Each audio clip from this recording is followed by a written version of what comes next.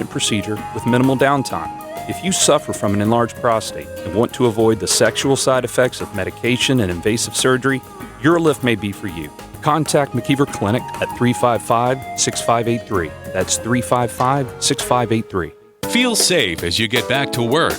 Martin Environmental can test your home and workplace for the coronavirus and do a complete wipe down of your home and workplace. Their staff of industrial hygienists and experts also provide mold detection and removal to help keep your family and business healthy. Call 737-1034 and let their experts come to your home or business to test for the coronavirus, mold, and other issues. Call Martin Environmental, 737-1034. All offers are with approved printed and not a conjunction. See dealer for complete details. Drive forward. Car buying made easy is what we're all about. When you buy from Jacksonville Chrysler Jeep Dodge Ram Arlington, stay on the road and let the adventure begin in a new Jeep. Drive a new Compass from just $242 a month. Get a new Wrangler and save up to $5,000 off MSRP. How about a brand new Cherokee from only $259 a month? Drive a new Gladiator from just $329. For a limited time, get 0% for 72 months. Get approved today. Drive a new Ram truck and save up to $14,000 off MSRP. Make no payments for 120 days. See our inventory at number1cjd.com. Enjoy free pickup and delivery from our service department. It's just that easy. Serving our community in a safe and responsible manner. Jacksonville Chrysler Jeep Dodge Ram Arlington, 9600 Atlantic Boulevard, across from the Regency Square Mall. Give us your hot take. Pop quiz, hot shot. On the 1010XL text line, designed by Lifetime Enclosures. You know what I'm saying? Well, I'm awake and I speak English, so yeah, I do know what you're saying. Be part of the conversation. 641-1010.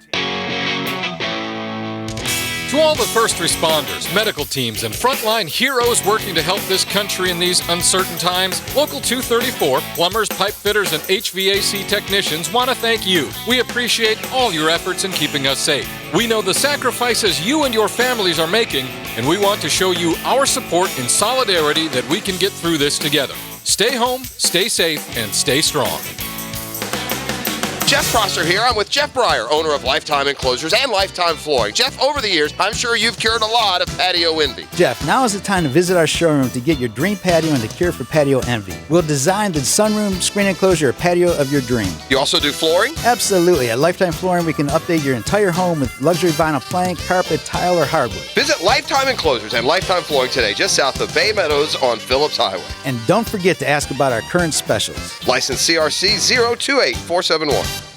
To help stop the spread of COVID-19, keep the economy going, and help those in need, Zero Res is offering 25% off all services. That's cleaning carpet, area rugs, tile and grout, upholstery, everything. 25% off everything. We also ask that you submit someone that you know that is in need. Zero Res will clean the carpets in the home of one family in need each day, absolutely free. Zero Res spelled forward or backwards, it's the right way to clean. If you've been injured, you need a local law firm and attorney with experience. I'm Julie Harrell. I grew up in Jacksonville and have been a personal injury attorney for nearly 20 years. Call Harrell & Harrell, 251-1111. Offices, Jacksonville. Been feeling a little cooped up lately? Well, you should buy a boat. Want to get away from people for a while? You should buy a boat. Been dying to get back on the water? You should buy a boat. Want to finance up to 100% of a new boat and get 60 days of no payments? Then you should buy a boat. With the help of One-to-One Financial, Jacksonville's hometown credit union. For a limited time, you can also get a free entry into the Greater Jacksonville Kingfish Tournament with your boat loan. Apply online at 121fcu.org. Federally insured by NCUA. Isn't it time you bought a boat? This 1010XL 92.5 FM hour is powered by Anajar and Levine Accident Attorneys. Call 904-600-4000. That's 904-600-4000. It's an Old Rock Thursday. Music the way it should be, or at least used to be, on The Frangie Show. I can feel it coming in the air tonight. Oh, Lord. Bet y'all know this guy. And I've been waiting Indeed. for this moment of course. for all my life. Only problem is you got to play this whole song because I've got to hear the drum part. Yeah, I forgot about that. That's right. We can't really talk to. Sorry about Tyler Eifert comments, but I forgot you love the drum solo in the song. Gotta have the drum solo. I had forgotten about that. It's not too far away. We only have like another minute. Or 5. Yeah. Phil Collins today on Old Rock Thursday with drum solo and all. I'd forgotten about that. I remember CBS did like the best opening to a game ever. Yes. It was Florida, Tennessee, and they played this They throughout, did. and they made it really long to Wonder really what incorporate the song. year would that have been? It was the year that I think it was the year after 62-37. Okay. Because it was So it was a game in because the Knoxville. highlights that they showed were like Tennessee early. Yeah, yes. And then they showed the hit Yeah, by Wright. yes. And then they showed all the floor, and it was like the way they So it's the incorporated 96 game. They the did it for the lyrics. 96 yeah. game, yeah. And it was, I mean, yeah, you had goosebumps. Yeah. By the way, 2 nights ago, the 67 or the 62-37 game was played again on my iPad. Nice. Last night, 27-0 over Georgia. In case you're wondering, Very nice. Hayes had the greatest tweet. So I showed this picture of the beginning of the game. I showed like 10 seconds of the video, and Hayes responds, "Nickname Gators." Jesus, I'm glad we cleared that up. But I don't know what he's talking about. I didn't know. So did you see what we're talking about? Do you know any idea what we're I talking did after I saw Hayes' tweet out because I was confused, and then I went back and rewatched the about? video. And then the guy that did the graphic goes, Florida, ranked 8th, 6-1, nickname Gators. For those who didn't know, Yeah. that was. It shows you how far the sport has come. But I'm thinking, what is he? I don't know what Hayes is. So I had to go back and I had to do a deep dive into the tweet just to see what we were talking about. So Did you just pull it up on YouTube? I did. Okay, I that's did. exciting. Yeah. What happened is, let me tell you, what was exciting. Ricky Nattil getting loose along the left sideline is what's exciting. Did Kerwin still hit him in stride? Oh, right in stride. Okay, good. Right in stride. So 27-0, good win for the good guys. Florida's had a good week. Okay. Yeah. They I can just tell you, earlier in the week they beat Tennessee 2 or 3 times. As a matter of fact, beat the Noles. This is going to shock y'all, but on my iPad this week, Gators are undefeated. Nice. Didn't know if you knew that or not. Yeah, one of my favorite moments ever was when Kerwin took us through what happened before that play. That's a great story. I mean, you probably know it better, but Yeah. I mean, just having him go through I it. had never heard him tell. I've had Kerwin Bell on my radio show 30 times. I had never heard him tell that story, but he essentially told the story that, for people that don't know, the Gators were trying to pull away. They were up 17-0 or something like that, and they had the ball at their own 4-yard line. You're just waiting for something to go terribly wrong. Right. And Georgia's going to win the game. And then Galen Hall signals in the long bomb and Kerwin says, I must have seen it wrong.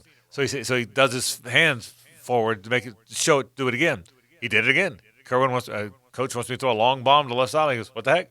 Dropped back and threw it, and the rest is history. It's a great story. Yeah, it is. It's a great story. It's one of the more memorable plays in series history. Well, certainly from the Florida standpoint. From the Florida standpoint, it is as memorable. It didn't decide the game. Right. I mean, it's not Lindsey Scott, Yeah. but it would have to be, I would think, in the top 10. Yeah, if you looked at Florida plays that stand out, there's no question. There's the Lido return. Mm-hmm. There's that play, and then there's the Chris Doring's 3 touchdowns in Athens. But yeah, Right. no, I agree with you. It's a very memorable play from that series. So yeah, I watched it. Gators are undefeated this week. That's awesome. Do you remember Hambrick's interception return in the swamp? Yes, he's still against running. Georgia? Boy, He's that still was- running. That was phenomenal. Yeah, Darren Hambrick ran it all the way, and he looked like he almost went out of bounds. Mm-hmm. He tightrope the sideline, and he looked tired, didn't he? Yeah. because it was back ran and forth. 200 yards. He really did for the touchdown. So against Georgia, I do remember but he almost stepped out of bounds. He barely stayed in bounds. Florida 3-0 this week against Tennessee, 1-0 against both Georgia Who's and up FSU. next? I don't know. I usually decide that on the fly, but tell you what, 2 things you can count on. They're probably playing tonight. Okay. And they're probably going to win. Yeah, the one I love to go back and watch, even though I watched about 3 weeks ago, is 0-1 LSU. So they could be 1-0 against LSU this week too, just in case you're wondering. And if you're wondering if I'm watching any losses, no. Why would you do that? You know what? It's my iPad. Right. Okay? You got an iPad. Yeah. Watch the losses on your iPad, right? I think you have to be pretty sick and twisted to go back and watch your team losing. Right. I've never heard of anybody doing No, why would you do that? If Yeah, I'm going to go back and watch, I'm watching the win. Let me go back and watch Warwick Dunn get loose along the left sideline in 93. Now I'm good. Nobody's ever watched Patriots Jaguars AFC title? No chance. Never. I watched it once. No, I would. and I couldn't hardly get through it. Yeah, I watched it one time from the broadcast booth, and that was enough. That was I good. did appreciate, speaking of Patriots-Falcons, I appreciated someone had tweeted, like, what's the one moment in sports history you'd like to change? And the Right. Falcons official account just put the emoji of, like, sad face because theirs is a clear one. Yeah, now I will say this. When, I guess there's not classic sports, but when there's classic sports or even SEC Network shows old games, when they have the Lindsey Scott game on, if I'm watching it, I'm not DVRing it, but yeah, I watch it. When I watch that moment, I mean, I was there for that moment, So, I mean, I was there. I didn't burn all my Georgia stuff. I mean, my Florida stuff, which is the greatest story of all. It trumps all my. By the way, I was all proud of my leaving the girl at the game story. That is a great story. Until I knew that Steve Carline gathered up all his Gator stuff, his phone, his lamp, took him out and burned them. That's the greatest story ever. Your dad literally burned his Gator stuff after that game. Everything. That's Which, really, to be honest, probably about 60% of everything he owned was Gator something. So he burned a lot of his stuff. basically burned over half his possessions. He was so upset they lost. Oh, the Jaguars hopefully have some new weapons to go around Gardner Minshew. One of those we hope is Tyler Eifert when healthy, an awfully good pass receiver. He's the new tight end and in all likelihood the new starting tight end for the Jacksonville Jaguars. He met the media today by way of Zoom, which is how everybody meets the media today. Had a lot of comments. We'll start it with this one. One of the main reasons he came here is because of offensive coordinator Jay Gruden. It was a big factor. Me and Coach Gruden go back like 7 years or 8 years, and we get along great. And I had a good understanding for the offense that he runs and a good feel for it. And he talks a little bit about his familiarity with that offense and what it means. I was in the same city for 7 years, but we had probably 4 or 5 different offensive coordinators. So, learning a new offense can be challenging at times. You feel like you're never going to get it. And then eventually over time and all the reps, it clicks. But just having that familiarity with the offense is really nice. There's some new stuff in here, but just being familiar with it and having a general idea of what's going on makes it a lot easier to learn. And what is his role, Tyler Eifert's role in Jay Gruden's offense? With this offense, just knowing all the different positions across the board from every concept, you could be in one of those different positions. And so just having an understanding of what's going on, being able to play multiple positions, being able to create mismatches, giving Coach Gruden the flexibility to move me around and put me in those different positions. Now, having said all that, he's always been known as a very good pass receiver, not always been known as a great blocker. I've never claimed to be a great blocker, but I've learned a lot over the 7 years that I've played, just different techniques and how to use leverage and what the defense is doing against them. So I'm willing to do whatever. And, I'm excited for the opportunity just to help the team and be a leader in the tight end room and on the offense and play wherever they need me. He's also excited, Tyler Eifert is, about being part of the mania. He was asked his thoughts on quarterback Gardner Minshew. I've talked to him a couple times on the phone. He seems like an awesome dude. He's taking charge already. We're doing some group stuff and trying to learn the offense, but I haven't watched a lot of tape on him, but obviously I saw last year with the mania going on. He seems like a guy that the offense wants to rally behind. He seems like he's a kind of a fearless leader, and you need that when you're on the field and the bullets are flying and things aren't going your way. You need that kind of guy that's going to take charge of the huddle and be like, we got this. It'll be fun to see his growth from year 1 to year 2, and excited to get to work with him. And Tyler's a pretty upfront guy. He knows, number one, people have asked about his blocking. Number two, the fact is he hasn't been a guy that's been injured a lot. I've had some bad luck with injuries. That was my first 16-game season, which is pretty crazy. But once I did get through it, I'm like, I thought it was a lot easier than I expected. It's not easy, but I can't figure out why I had to keep getting hurt, because it would have been nice to play a lot more full seasons. But you just roll with the punches. It's a violent game. It's a dangerous sport. And, I just always try to control what I can control and give my best effort on the field and put myself in the best position to succeed. If I had a setback, then you deal with it and you get better and you come back the next year. And does a player who's been hurt a lot ever let it get in their head? every injury that I've had, once I get back to full go, it's out of my mind. I'm not even thinking about it again. There's certain things that I have to do with all the injuries, just to make sure my body's feeling good. And I've learned over the years how to get myself ready to play, and things that I can do to help prevent injuries and those types of things. But once you step on the field, I mean, there's no thinking about getting hurt or anything. I'm just balls to the wall, full go. The comments of Tyler Eifert today, the brand new tight end here, the free agent signee from the Cincinnati Bengals, in all likelihood the starting tight end, and a guy that is familiar with Jay Gruden. And we said this before. If Jacksonville is going to make that step forward, and if the Jags are going to be better than everybody thinks they're going to be, if they're going to be better than everybody thinks they're going to be, they've got to have a handful of guys stay healthy who haven't always stayed healthy. Chenault's one of those guys. I don't think anybody would debate that. Tyler Eifert might be first and foremost on that list. Hayes, if he's healthy, and I know he played 16 games last year and wasn't their dominant tight end, but I still think it was sort of a toe in the water season for him. Let's stay healthy and see what it means. Now he really is healthy. It's real important that he's on the field. Got to have him because I just don't really trust anything that's behind him. I don't know where O'Shaughnessy will be, and even if O'Shaughnessy is fully healthy, I think he's an adequate player, nothing more. I think you look at Josh Oliver. He just hasn't shown the toughness that you'd like to see at this point. I've heard people compare, well, maybe Josh Oliver will be what DJ Chark was. And I understand that. DJ Chark was hurt his rookie year for a portion, and then obviously had a huge second season. What I would contend with that is this. DJ Chark showed you he was a tough player.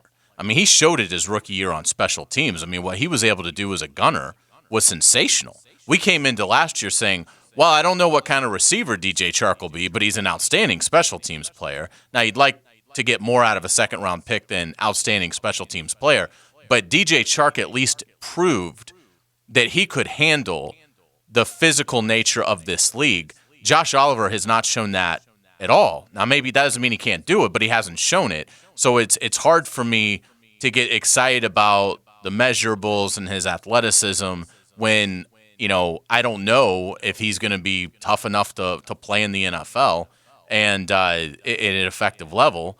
So to me, you look at, and then the sixth rounder, Tyler Davis, I mean, obviously, we'll see what he can do, but that would be an extreme long shot for him to be an impactful player as a rookie at a very difficult position to break in anyway as a sixth rounder. So, yeah, I think it's Tyler Eifert or bust when it comes to Jaguar tight end. So, is he the most important player in terms of injury? I mean, it's just because he's a tight end, it would be Minshew. It would be a more of a premium position, Josh Allen.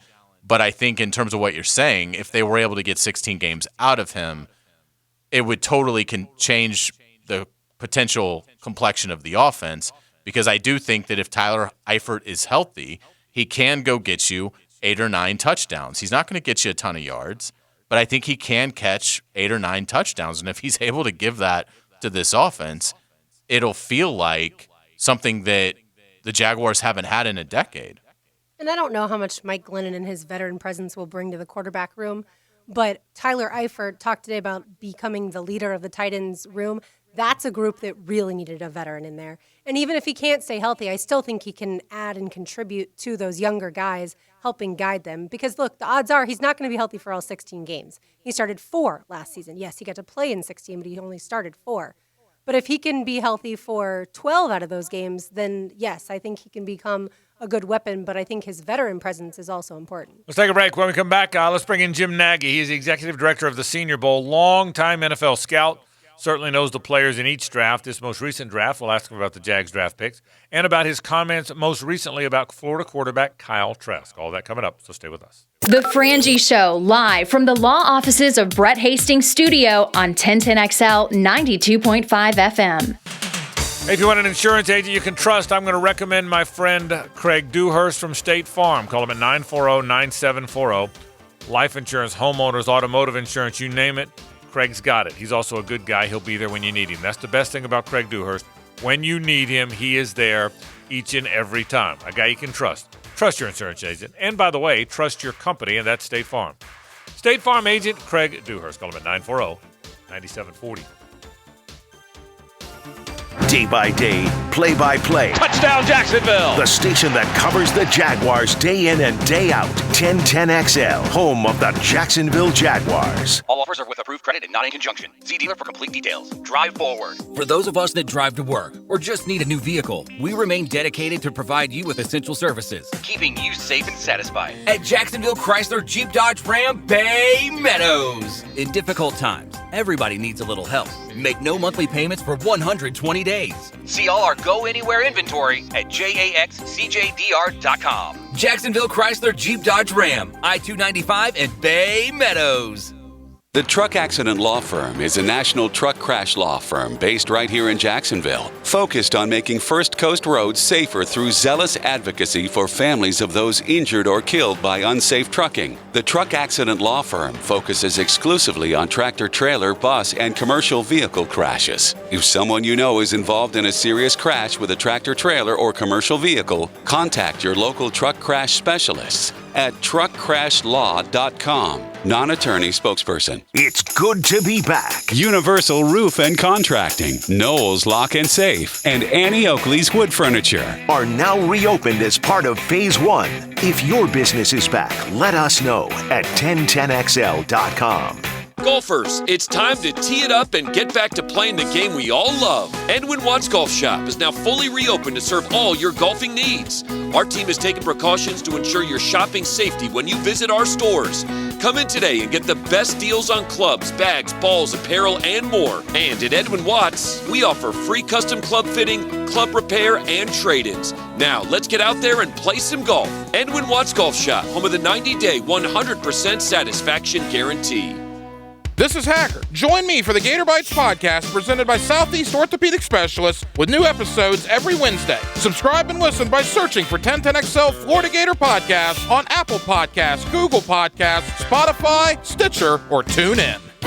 Republic Services is now hiring CDL drivers in Duval and St. Johns counties. Join the team of over 33,000 employees across the U.S. with Republic Services. New drivers get a $2,000 sign-on bonus and competitive benefits. Over 50% of managers in Northeast Florida started their careers as drivers. You can build a career too. Join the Republic Services team and make a positive impact on your community and environment. For more information and to apply, wear the star, drive your career, visit republicservices.com.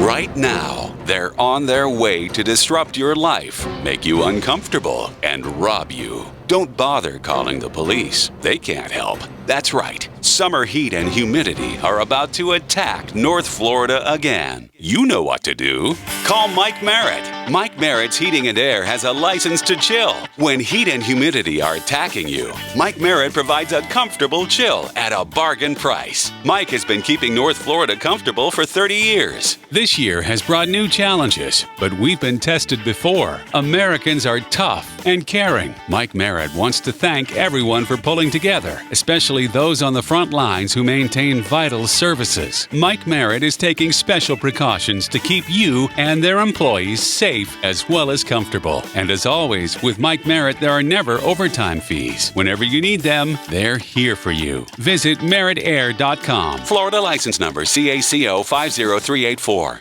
Pickin' here. Did you know that Roof It Right is now offering virtual or contactless appointments? As Florida's preeminent roofer, Roof It Right takes pride in keeping our communities safe.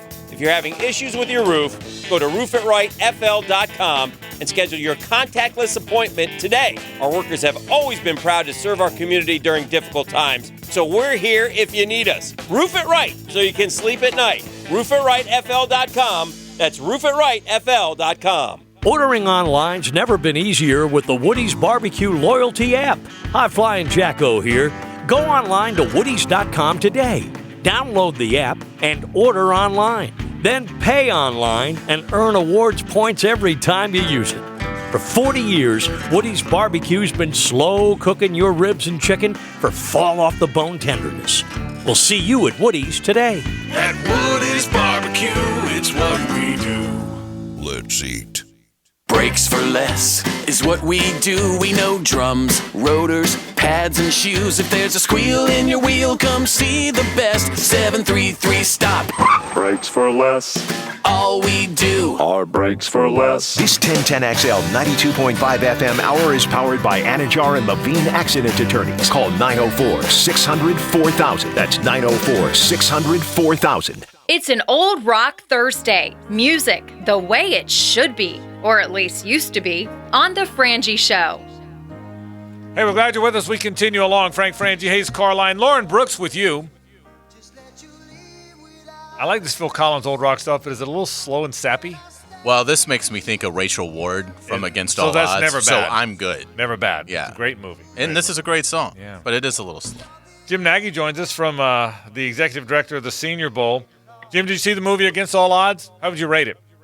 Oh, man, it's been way too long for me to even remember. I remember the music videos from this song with the clips of this movie more than I remember the movie itself. I'll take that. I'll take that as a win, though. So there you go. Hey, thanks for spending some time, man. We appreciate it. Got a lot of questions for you about Jaguar draftees in this draft and guys you've seen in the Senior Bowl this year. But what got our attention is your tweet yesterday about Kyle Trask. I've long said it's funny to me. I say funny, odd to me, that this guy isn't getting more preseason attention. Now, look, the world changed with COVID-19, and we're not talking nearly as much about sports things anymore. I get it. But you commented that Kyle Trask is in the same position, at least for right now, that Joe Burrow was in. You've watched a lot of tape. What do you see in Trask, and what got your attention? Yeah, and again, saying he's on our board right now, the same place Burrow was a year ago, is not comparing him to Joe Burrow and thinking he's going to do the same thing. I mean, there's, you know how Twitter goes. I mean, there's people on there thinking I'm, expecting Kyle Trask to have a Joe Burrow type senior year, and that's not it at all. Because what Joe did has never happened in the history of college football, so I certainly wouldn't expect it to happen 2 years in a row.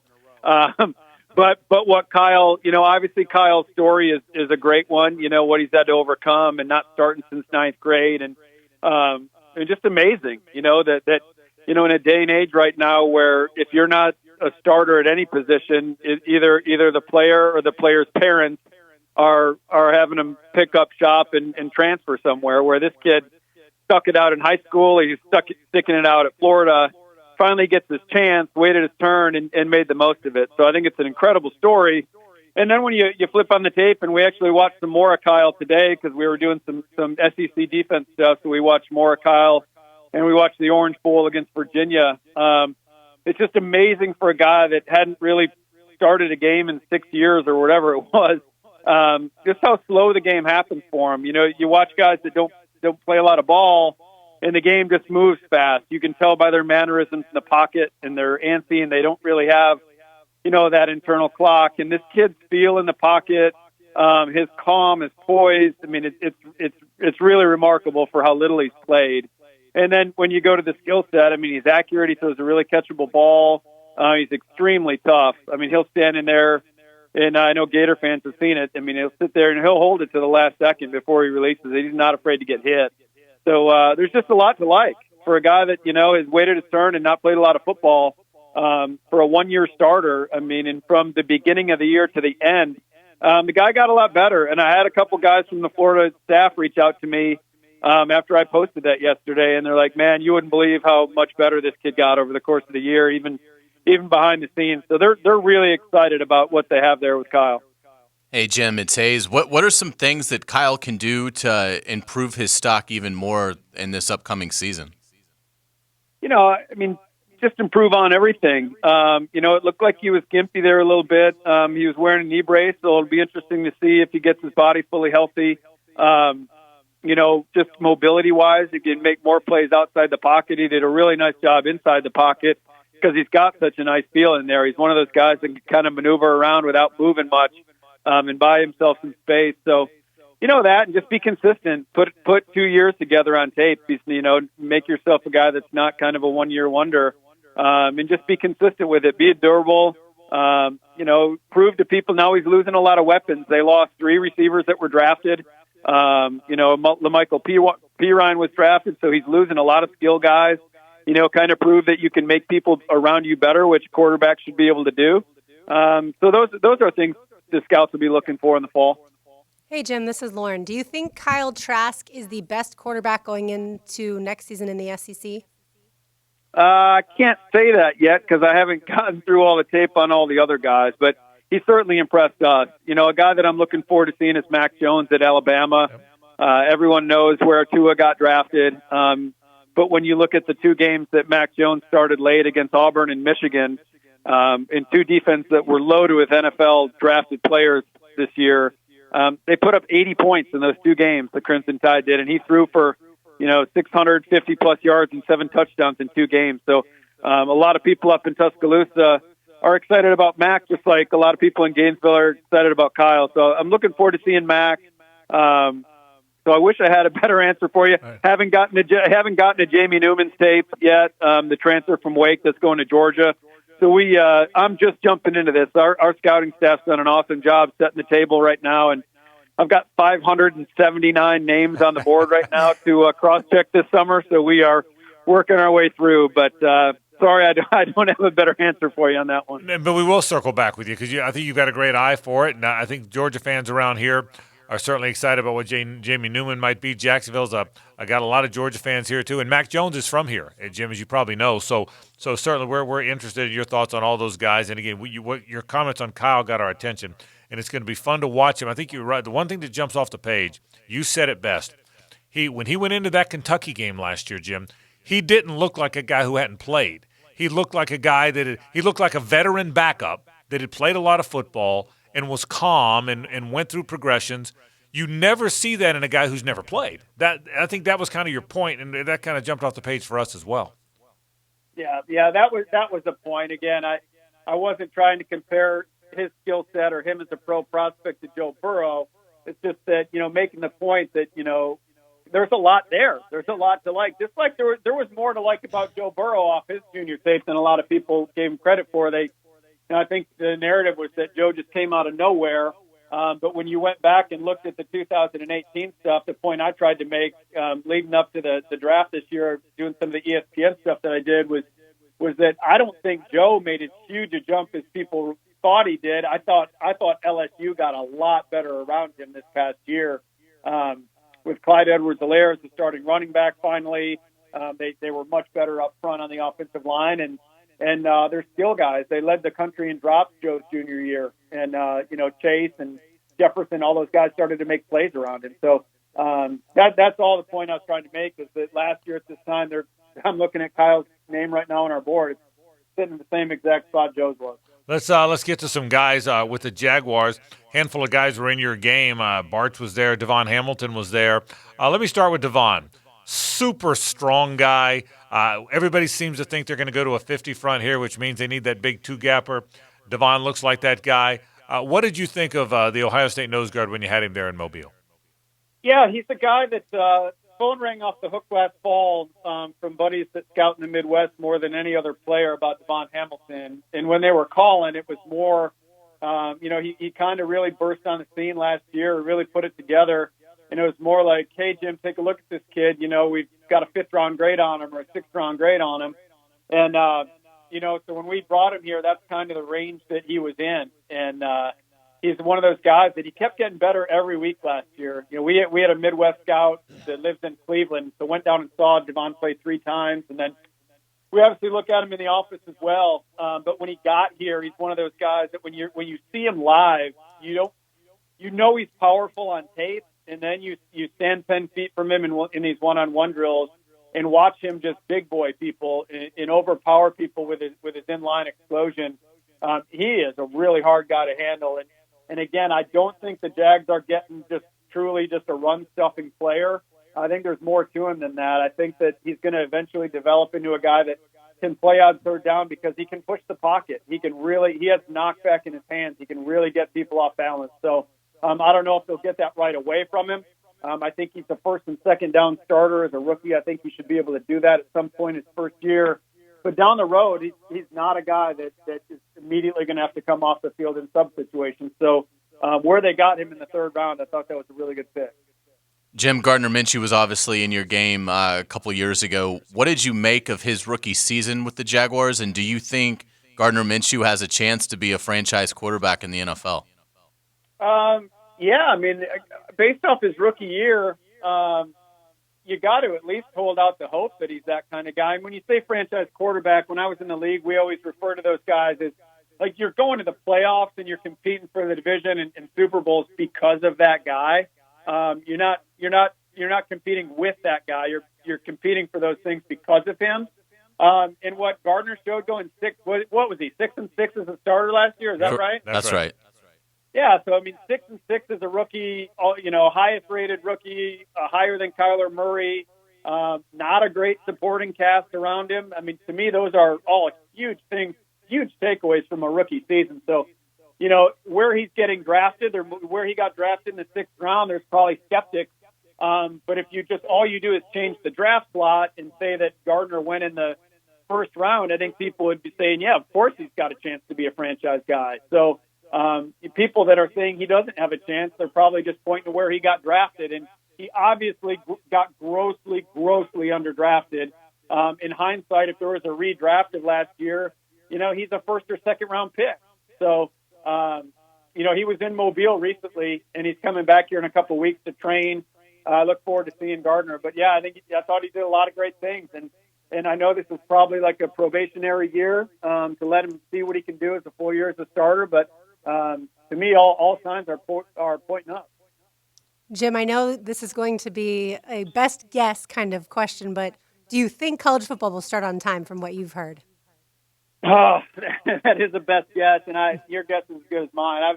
We have really reached out to a lot of college administrators and coaches try to get a better feel for this thing and where we're at with our game, if we're going to, what our contingency plans are going to be. So we have our fingers crossed. We really do. I mean, I hope in some way, shape, or form they can get on the field, even if it's abbreviated, even if they do have to cancel the non-conference schedule and kick off on October 1st. I know some people I've spoken to have brought up that possibility. To me, our country needs our football Saturdays. At least we do down here in the Southeast. So I hope it happens, but we'll be ready with our game regardless of whatever happens with the college season. If it gets to the point where they cancel the college season, but there's a vaccine or something opens up and we can get our game in January, we have plans for that as well. Ben Barch was here, Jim. Jim Nagy's with us, the executive director of the Senior Bowl, who sees so many of these players over the course of the year. Ben Barch is here. He's a fun guy. He's got a fun personality. He was a tackle at a small Division III school in Minnesota, St. John's, but he looks like a guy that can play a lot of spots. What did you think of Ben when you had him there in Mobile? Yeah, he's another guy. So, at the Senior Bowl, we've got a full scouting staff, but it's not like we have a budget where we can have guys staying in hotels every night crisscrossing the United States. So we really do rely on relationships we have with guys around the league. And so there's no way a D3 kid would be on our radar unless someone put us on him. So thankful to the NFL scouts that called us. But when you look at that tape, guys, it's not like watching FCS level tape or even Division II tape. I mean, that Division III level is a huge jump down from the SEC and the Big Ten and the NFL where Ben's going to be playing now. So he really needed this game. And it's one thing to watch a dominant player on D3 tape and then bring him down here. And this is only my 2nd year with the Senior Bowl, so I was a little nervous. He was my first Division III player we invited. But it was so cool to see him go out the first day of practice and go against Javon Kinlaw from South Carolina, who was the 15th or 16th pick in the draft. Right. Marlon Davidson from Auburn, who was the Falcons' 2nd-round pick. And day one, hold his own against those guys. And for it not to be too big for him, there's been a lot of small school guys I've seen at this game over the years that they come down on this stage and it's too big. You can see it in their eyes. They're not ready for it. And Ben was the opposite. He was ready to go. He was intense. And like you said, he's a really fun guy. I think the city of Jacksonville is going to love having him. And again, I think he, going in the early 4th round, I wouldn't even look at that as what that kid's ceiling is. I think he's going to be a starter, and sooner rather than later. And I think that it's probably going to be at guard, but he's got good enough feet that he can play tackle too. So that was actually one of my favorite picks of the entire draft was where they got Ben, because I've been hearing that he could go as early as the beginning of the 3rd. So for them to get him early in the 4th, that was really good value. He's a cool kid. I can't wait to see what he does for the Jags. Jim, I'm shocked at how the Seminoles all of a sudden we don't see the number of players getting drafted. We certainly didn't see it this year once you got beyond Cam Akers. But they've got a couple guys in this coming class, perhaps, Tamorrion Terry and Marvin Wilson. I'm curious, do you have any opening thoughts on those two, or maybe just Florida State as a program in general? Yeah, we haven't gotten to the Florida State tape yet. Marvin Wilson, I'm looking at him right now. He's really high up on our board right now. They've got a safety who you will probably be able to help me with his last name better than I could try to get it out. Nasruddin? Nasruddin, yep. There you go. I was going to butcher it. He's up there pretty high as well. So haven't got to that tape yet. We do have good grades on both of those guys. But yeah, I mean, there's been a clear drop off. There's no doubt about it. But I think that Mike Norvell is going to get that thing turned around. I really do. I believe in Mike. He, just going into Memphis the last few years scouting, he did a great job over there, and he's cranked out a lot of good NFL players. 2 years ago we had Tony Pollard in the Senior Bowl, who Dallas took and was Zeke Elliott's backup last year and had a couple 100-yard games. We had Antonio Gibson from Memphis this year, who went in the third round of the Redskins. They've had a lot of talent, and he's never, recruiting for Florida State is a lot different than to Memphis. So I think he's going to be able to get players in there. I think it's only a matter of time, but I am excited to see guys like Wilson and Nasruddin. There you go. I'm excited. I'm excited to check those guys out because one thing I love about the Senior Bowl is going out there and seeing all the different helmets, and it certainly looked weird this year without seeing a Seminoles helmet out on the field. Jim, how exciting is it when a player has a really good Senior Bowl and then that helps their draft projection? Yeah, it's awesome because you get kind of close to these kids through the process. It's fun. It's fun the invitation process and scouting them even. We're out at games every weekend, so you get to see these guys during pregame a little bit. Or a coach might put you on the phone to them during the fall, and so by the time you get all the way to April, there's a connection there, and you know how hard they've worked, and you know what some of the family backgrounds they're coming from, and they're in a position to kind of change the future for their families, change the course for their families. So it's a lot of fun, and especially for guys like Ben Barch. If you don't see Ben Barch at the Senior Bowl and you're just drafting off Division III tape, and I'm not even saying this because I work for the Senior Bowl, but there's no way that kid gets drafted in better than the 6th or 7th round. There's just no way. So I love that it's a platform for some of those small school guys and some of the overlooked guys. Some guys with like a crowded room, like a Van Jefferson. He from Florida. He was the guy that most teams had 4th, 5th round grades on until he came down here to the Senior Bowl and guys like that. So it's a lot of fun. It's rewarding on draft weekend to see those guys get picked. Final thing, Jim, quickly. You mentioned Jefferson, who I think is going to be a really good pro. P. Ryan's a guy that's going to be in the league now. Both defensive ends got drafted, Grenard and Zuniga. Very quick thought about that group. Can that group all make it as NFL players? What'd you think of them?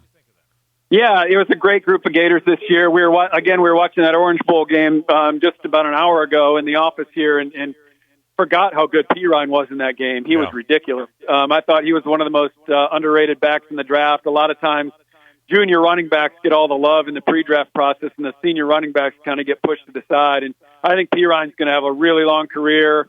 Zuniga's a really talented guy, but everyone knows he was banged up a lot, so wasn't on the field a lot this year. But if he can stay healthy, he's a good player.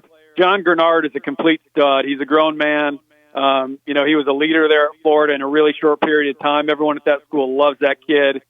He's going to be a really good player for the Texans. And then, Van Jefferson was one of my favorite receivers in this draft. Everyone made such a big deal about this receiver class, and they should. It was a great class. But to me, Van is a guy that because of, they've struggled in the pass game a little there, before Kyle took over. And there's so many receivers. There just wasn't enough balls to go around. So, again, I think Van's going to have a really nice career as well. Jim Nagy, Executive Director of the Senior Bowl, boy, knows his stuff. We're going to probably wear you out when the fall comes, asking you about a bunch of guys. But, hey, thanks for spending some time with us on short notice, Jim. We appreciate it very much. Take care, buddy.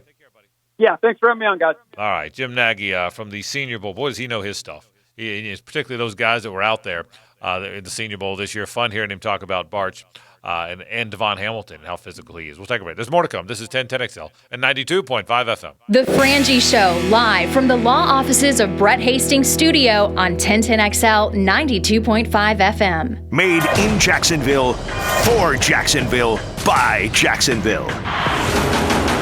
1010XL, Jacksonville Sports Radio. After a car accident, you can feel like you've lost control. I'm Mark Anajar from the law offices of Anajar and Levine. After the crash, call the police and document the scene by taking photos of all the vehicles involved. If you were injured, get medical attention as soon as possible.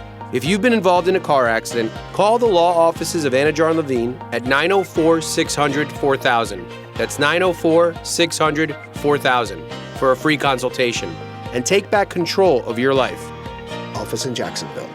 Hey folks, Frank Frangie for Nimnick Chevrolet and Nimnick Buick GMC. The Markdown Madness sale is on. 0% APR for 84 months at both locations. That's on all new 2019 models and select 2020 models. That's Nimnick Chevrolet on Cassett Avenue. That's Nimnick Buick GMC located on Phillips Highway. And both locations have over 200 pre-owned vehicles as well. So head to Nimnick today and take advantage of the Markdown Madness sale. Nimnick, your friends in the car business since 1941. Keeping farms running, construction moving, and towns maintained is essential. That's why Kubota is working to keep you working. Right now, get 0% financing and no payments for 90 days. Offer expires May 31st. Visit KubotaUSA.com for full disclaimer. Kubota. Together, we do more. Call or visit Coastal Equipment, your Kubota dealer. Here to serve you in these challenging times, Coastal Equipment, Jacksonville, and in McClenny. Greater power for the great outdoors. Coastal Equipment.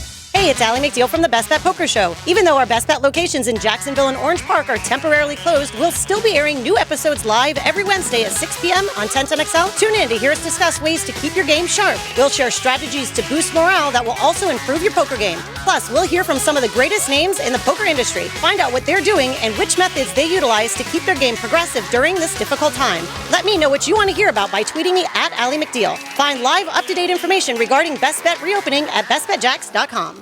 I'm Jeff Middlecoff with Trustline Mortgage. My business partners, Alan Tyre, Bill Pappas, and Ken Rimley, have a special offer for anyone who is buying or refinancing a home. It's not something you do every day, so you want to make sure you're getting a great deal. Trustline Mortgage will pay you $100 just to give you a free second opinion. What do you have to lose? Nothing. I know what you're thinking. How can they possibly pay me $100 just to give me a free second opinion? That's crazy. Listen, Trustline Mortgage is celebrating our 30th anniversary this year. You're in business that long because you're good at what you do. Call Trustline Mortgage today to get your free second opinion, your $100, and your peace of mind. Jumbo loans, interest-only loans, conventional, VA, FHA, credit challenge loans, bank statement loans, self-employed, purchases, refinances, you name it, we have it. Call Trustline Mortgage at 381-LOAN or visit our website at trustlinemortgage.com. Trust your instincts and follow the line to Trustline Mortgage. Certain restrictions apply. See office for details. Trustline is an equal housing lender. NMLS number 331480. Hey, it's Rick Ballou. While these weeks are challenging for most of us, my friends at McGowan's AC are trying to make you more comfortable by offering special financing on the new AC system now. How does no payments and no interest for 12 months sound? Let me say that again. No payments, no interest for 12 months with credit approval. For easy details, visit McGowan'sAC.com or call 264-COOL. McGowan's AC, the official heating and air conditioning partner of the Jacksonville Jaguars. License number CMC 1250075. The Jacksonville Orthopedic Institute is back to normal business hours. In conjunction with Baptist Health, JOI and JOI Rehab are following the best practices to provide you and their employees with a safe environment, including patients and staff wearing masks and the ability to utilize their new virtual waiting room. JOI is still offering telehealth services if you prefer to do so. If you have questions before coming in for an appointment, please call JOI 2000. JOI, where the pros go. Jeff Prosser here. I'm with Jeff Breyer, owner of Lifetime Enclosures and Lifetime Flooring. Jeff, over the years, I'm sure you've cured a lot of patio envy. Jeff, now is the time to visit our showroom to get your dream patio and the cure for patio envy. We'll design the sunroom, screen enclosure, or patio of your dream. You also do flooring? Absolutely. At Lifetime Flooring, we can update your entire home with luxury vinyl plank, carpet, tile, or hardwood. Visit Lifetime Enclosures and Lifetime Flooring today, just south of Bay Meadows on Phillips Highway. And don't forget to ask about our current specials. License CRC 028471. It's been a challenging year, and exceptional people have risen to the occasion. Now's the time to recognize them. Know someone who's making an impact in our community? Nominate them to be this year's TIAA Bank Community Champion. Each winning nominee will receive a $1,000 donation towards their cause, and will share their story with the world. Visit TIAABank.com/community champion for details, terms, and conditions. The deadline to nominate is June 26th. Visit TIAABank.com/community champion. Takeout is what it's all about these days, and Bud Light is encouraging you to help the restaurants that dish up great meals. Just log on to budlight.com/open for takeout. Enter your zip code, and you'll find a lot of your favorite restaurants. budlight.com/open for takeout. The flagship station of the Jacksonville Jaguars. WJXL AM Jacksonville Beach. WJXL FM Jacksonville Beach. This is your Southeast Orthopedic Specialist local sports update. I'm Andrew Gibson for 1010XL. This update brought to you by TIAA Bank. Gardner Minshew heads into this season as the Jaguars' starting quarterback. Is he a franchise quarterback? Executive Director Jim Nagy of the Senior Bowl asked that question on The Frangie Show. All you do is change the draft slot and say that Gardner went in the first round. I think people would be saying, yeah, of course he's got a chance to be a franchise guy. So people that are saying he doesn't have a chance, they're probably just pointing to where he got drafted. And he obviously got grossly underdrafted. In hindsight, if there was a redrafted last year, he's a first or second round pick. Senior Bowl Director Jim Nagy on The Frangie Show. 78 degrees at 4:04. Time and temp brought to you by Bueller Air Conditioning. Stay cooler with Bueller.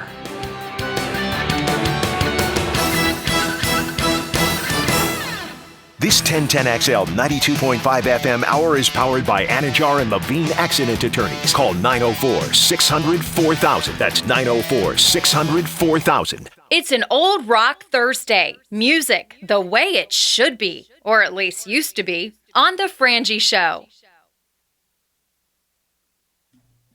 It is always a Stanley Pools Thursday here on The Frangie Show. Frank Frangie, Hayes Carline, Andrew Gibson, and Lauren Brooks with you. We just chatted with Jim Nagy from the Senior Bowl, the executive director.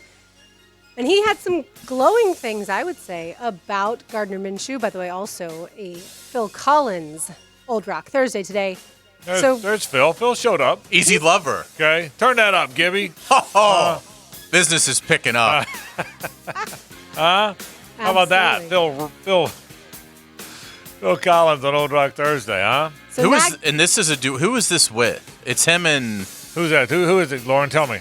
See if Lauren knows. It's on the tip of my tongue, but I can't come up with it. I do not know. It's Philip Bailey. That's right. Who is from Earth, Wind, and Fire. That's right. So it's been a very good month for Earth, Wind, and Fire on Old Rock Thursday. It's great 80s This is song. a great song. Yeah, and great this is 80s song. And this is for people that don't. This is the guy that sings, who's still around, who still hits these notes first. Oh, this is the guy you're talking about? It's the guy. Oh, okay. It's the same guy. Awesome.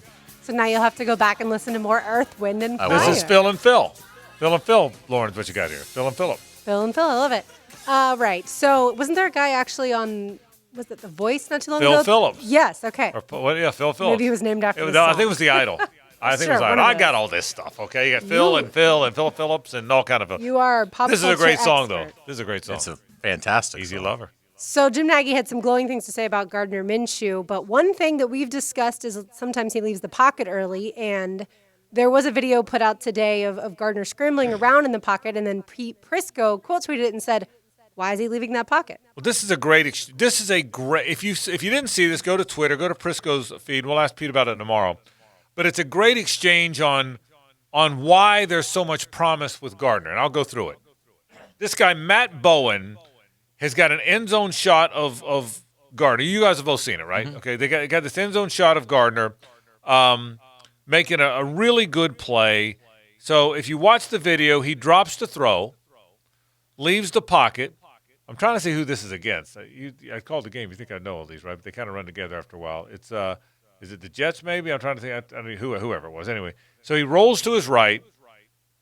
He's so elusive, he makes the guy miss, which allows him to throw the touchdown pass in the corner of the end zone. Okay, so again, Prisco's got it, and he drops the throw, scrambles to his right, pump fakes, stops and makes the defensive a would-be sack artist miss, and throws a touchdown in the corner of the end zone, which is an amazingly athletic play. Prisco's point, though, why would you leave the pocket? It was a clean pocket. And sometimes Gardner left the pocket too early and then made these athletic plays. Well, the beauty of this is that's coachable. Hanging in the pocket is coachable. Making the athletic plays is not coachable. How good of a player, I mean, presumably, again, you and me, glasses half full guy, but how good of a player can you be when he's going to learn? He was a rookie. All rookies are rookies. There's a lot to learn. You've never seen a pass rush this fast. You've never seen cornerbacks this fat, right? And not in volume. You might bump into one. They might have played USC, who had a super fast pass rusher, but they didn't have it every game, every team. So he's dropping a pass, clearly leaves the pocket too early. The pocket is not collapsing, at least from what we can see from the end zone camera.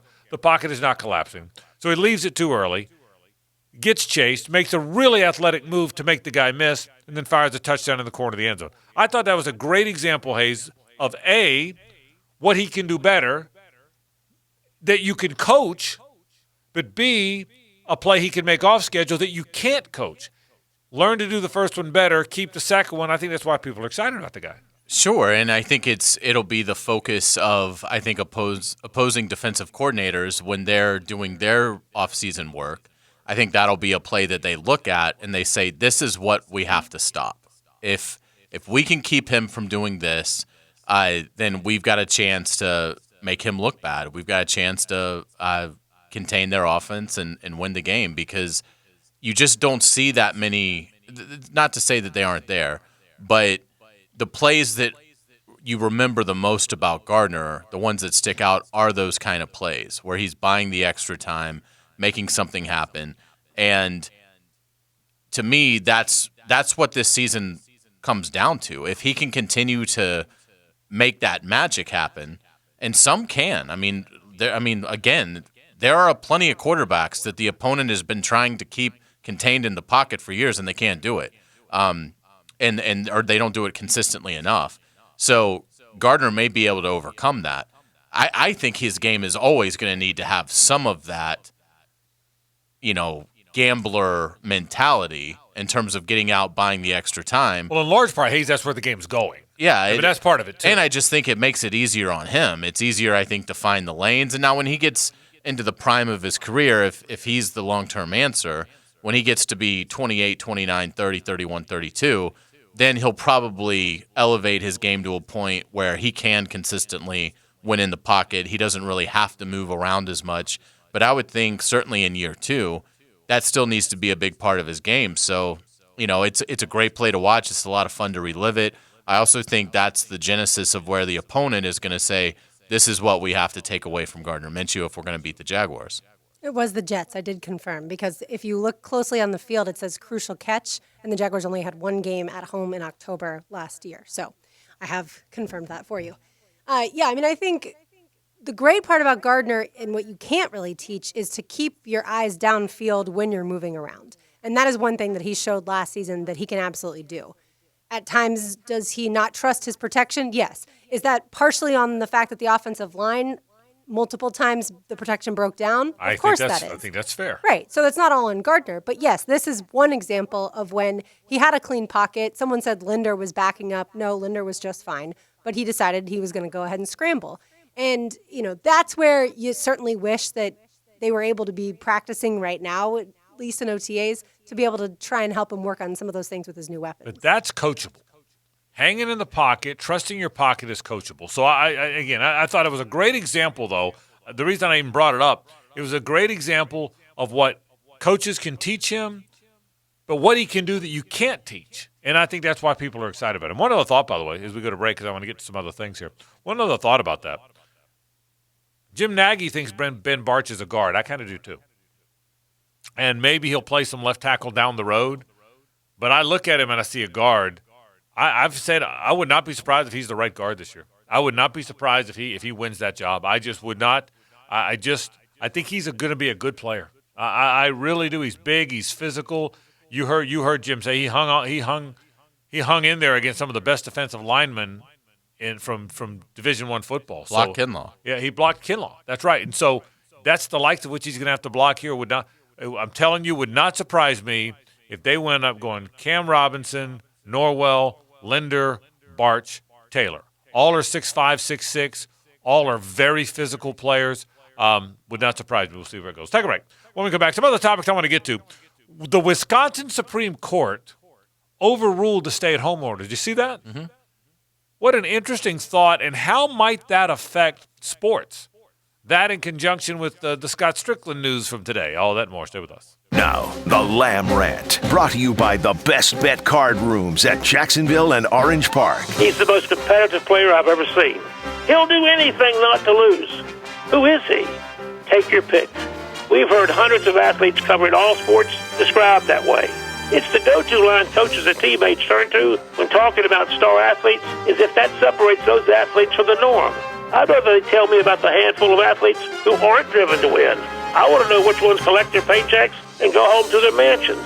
I believe the vast majority of athletes who make it to the top level are driven to succeed. Otherwise, you wouldn't make it. The competition is too tough. Athletes can be too driven. Michael Jordan once said he wants to beat his grandmother in a game of one-on-one. Eddie Stanky said he'd take out his grandmother if she was blocking third base. Arg! There's nothing redeeming about that. Check out Uncle Dave's column at 1010XL.com on the homepage. Look for Lamb at Large. The Frangie Show, live from the law offices of Brett Hastings' studio on 1010XL 92.5 FM. All offers are approved, printed, and out of conjunction. See dealer for complete details. Drive forward. Car buying made easy is what we're all about. When you buy from Jacksonville Chrysler Jeep Dodge Ram Arlington, drive a new Compass from just $242 a month. Get a new Wrangler and save up to $5,000 off MSRP. Make no payments for 120 days. See our inventory at #1CJD.com. Jacksonville Chrysler Jeep Dodge Ram Arlington, 9600 Atlantic Boulevard, across from the Regency Square Mall. If you're injured, you need to hear this message. All law firms are not the same, and the law firm you choose can make a huge difference. So how do you choose which firm to represent you? I'm Mike Morgan of Morgan & Morgan. Here's my advice. Do your research. Find the firm with the most experience, the best results, with the resources and track record of delivering exceptional service. As America's largest injury law firm, we have thousands of employees, unrivaled technology, investigators, experts, and an army of over 500 lawyers across the country. We are everywhere for everyone. We have the resources to take on the biggest fights and the biggest bullies. Last year alone, over 2 million people like you called Morgan & Morgan in their time of need. And our firm recovered over $7 billion for our clients. So after an injury, who would you choose? Results matter. Reputation matters. Choices matter. There's only one, Morgan & Morgan, for the people.com. Dial pound law on your cell. Pound law, that's all. Offices, Jacksonville. It's good to be back. American Transmission, Ronnie's Wings and Oyster Bar, and Mystic Cornhole Company are now reopened as part of Phase 1. To register your reopened local business for a shout-out on 1010XL, visit 1010XL.com. Pickin' here. Did you know that Roof It Right is now offering virtual or contactless appointments? As Florida's preeminent roofer, Roof It Right takes pride in keeping our communities safe. If you're having issues with your roof, go to roofitRightFL.com and schedule your contactless appointment today. Our workers have always been proud to serve our community during difficult times, so we're here if you need us. Roof It Right, so you can sleep at night. RoofitRightFL.com. That's RoofitRightFL.com.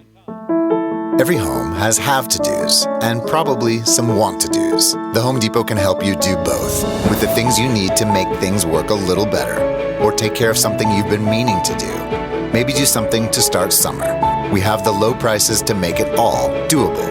Order online and get free delivery on orders over $45. Whatever you need to do or want to do, we can help you get it done. The Home Depot. How doers get more done. Some delivery exclusions apply. Wake up and smell the great outdoors. Looky here. On the Nimnik Buick GMC Outdoor Show. Let's do it, boys. Jeff Lageman, Captain Kevin, and Captain Kirk. This Saturday morning from 7 to 10 on 1010XL. Woody's Barbecue is now opening their dining rooms along with their incredibly efficient takeout and curbside service. Virus haters everywhere are lining up. Woody's Barbecue. At Woody's Barbecue, it's what we do. Let's eat. I'm here with Clayton Bromberg of Underwoods. Clayton, we have all seen Forevermark diamond ads on television. Tell us about them. Frank, Forevermark diamonds are a group of diamonds that have been separated from diamond productions in South Africa, Botswana, Namibia, and Canada because they're beautiful, rare, and responsibly sourced. Also, because the sale of these diamonds benefits the communities they come from, they're selected to carry the Forevermark icon. At Underwoods, we've sold South African and Namibian diamonds before, but Forevermark's different because these diamonds are traced and individually cared for from the mine all the way to her finger. And less than 1% of all diamonds qualify to be Forevermark. These diamonds also only sell through an authorized network of diamond cutters and retail stores that are carefully selected just like the diamonds. Underwoods is proud to be a part of that network, and we were one of the first 5 in the United States to join. Underwoods, where customers are served with quality and respect. In San Marco, Avondale, and the shops of Ponte Vedra. Beaver is open for business, and we're here to recover together. We understand the importance of community, so Beaver Toyota and Beaver Chevrolet are supporting local businesses. With the purchase of every vehicle, you will support a local business and receive a $200 gift card of your choice. Buy a car, support a local business, and help us recover together. Plus, Beaver Toyota and Beaver Chevrolet are offering 0% financing or no payment for 6 months. Visit beavercares.com for more information on how you can support the recovery of our community together. This 1010XL 92.5 FM hour is powered by Anajar and Levine Accident Attorneys. Call 904-600-4000. That's 904-600-4000. It's an old rock Thursday. Music the way it should be, or at least used to be, on The Frangie Show.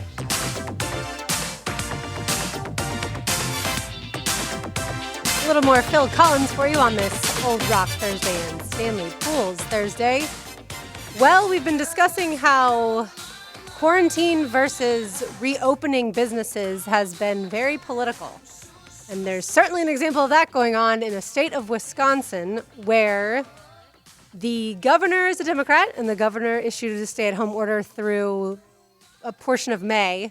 And then the Wisconsin Supreme Court, apparently leaned on heavily by Republicans, went ahead and overturned the stay-at-home order. Yeah, I don't care if you're Democrat, Republican, whatever. It's interesting to me that the Supreme Court can overrule, and now people can go to bars. I guess I should have known that. It's the law, but I'm surprised the way that thing played out. That the Supreme Court determined it was unlawful to have a stay-at-home order by public officials. How about that? And it seems like they acted very quickly. You think of legislature taking a long time, right, and things going to the Supreme Court taking weeks upon weeks, but this seems like it went very quickly. So my question becomes did you see some of the pictures and videos from the bars in Wisconsin? Did y'all see those? I didn't, but I'm assuming people are thrilled to be back. Like Mardi Gras. Yeah. People were thirsty. Did you see the pictures? Yeah. Bars are important in Wisconsin. I guess. Well, you are in Wisconsin, but the Matt Paulus, if you're listening, but nonetheless, it looked like Mardi Gras.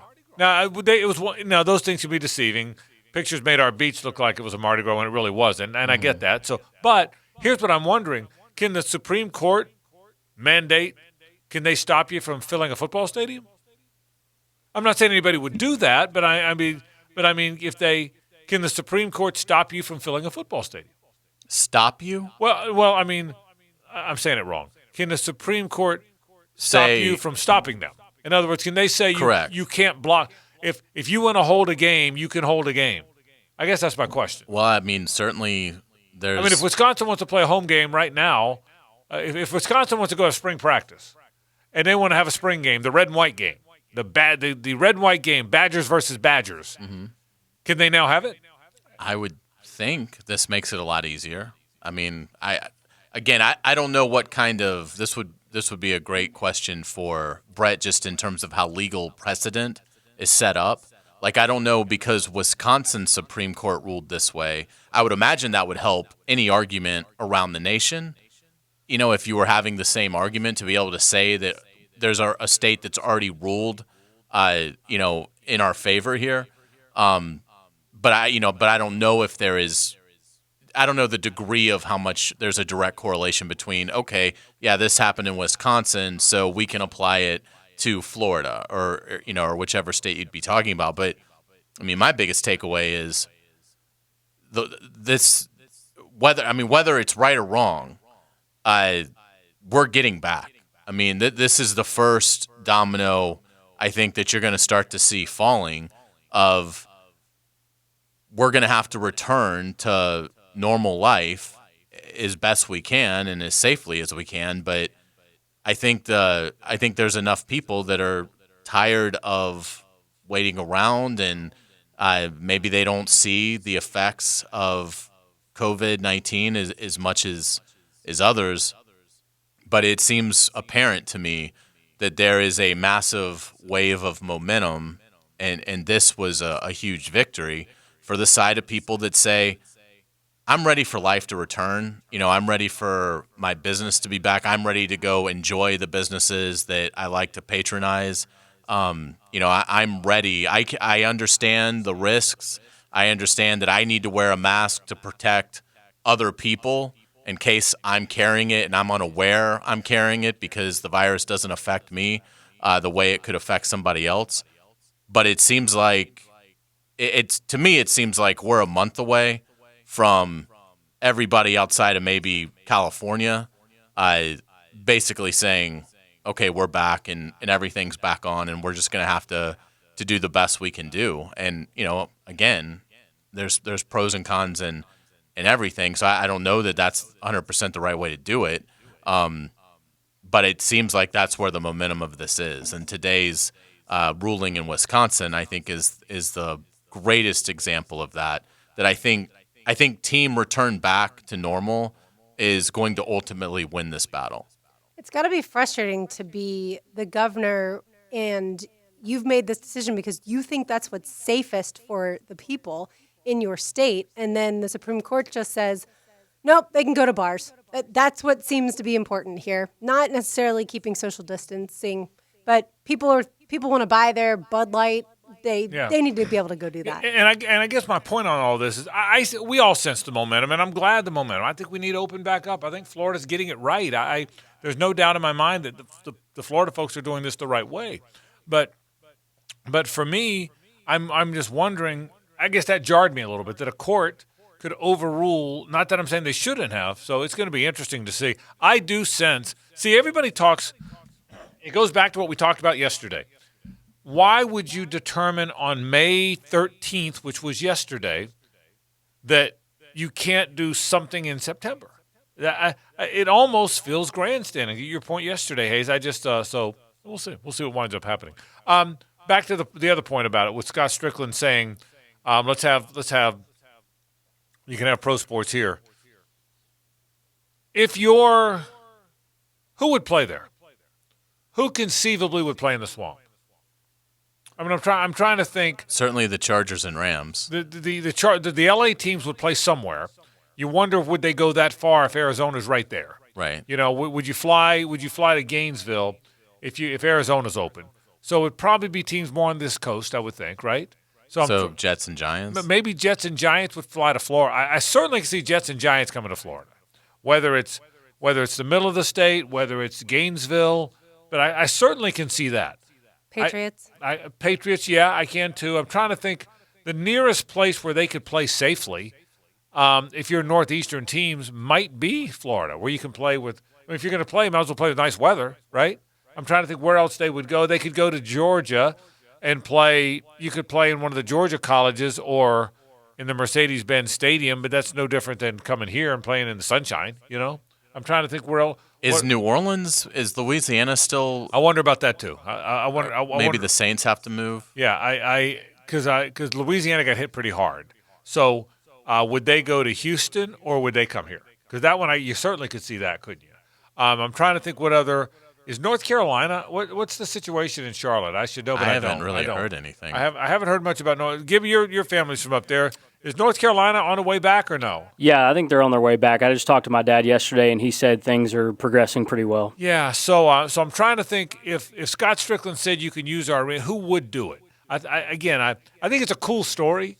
I just think and it's made all the headlines. So he was smart to get the logo up on. You get the logo on the ticker, okay? But I think at the end of the day, I would think NBA teams would go to an NBA arena. And NFL teams, I would think, would go to an NFL stadium if possible. Now, yeah, you may have the run of the place if you go to a college stadium. Yeah, 26 states have loosened their restrictions to allow businesses to reopen. Louisiana is not one of those. Okay. North Carolina is. We already know Florida. So Louisiana has not. Okay, so that may now if I'm the Saints, I would think, with all due respect to Houston, if I'm getting on a plane anyway, yeah, I'd probably want to go to Florida. Right? And I do think Louisiana is there's no chance they're closed during football season. You wouldn't think, I mean, yeah. Football is important to a lot of cultures in the U.S. I think you can make a case that football in Louisiana is as important as maybe it is anywhere.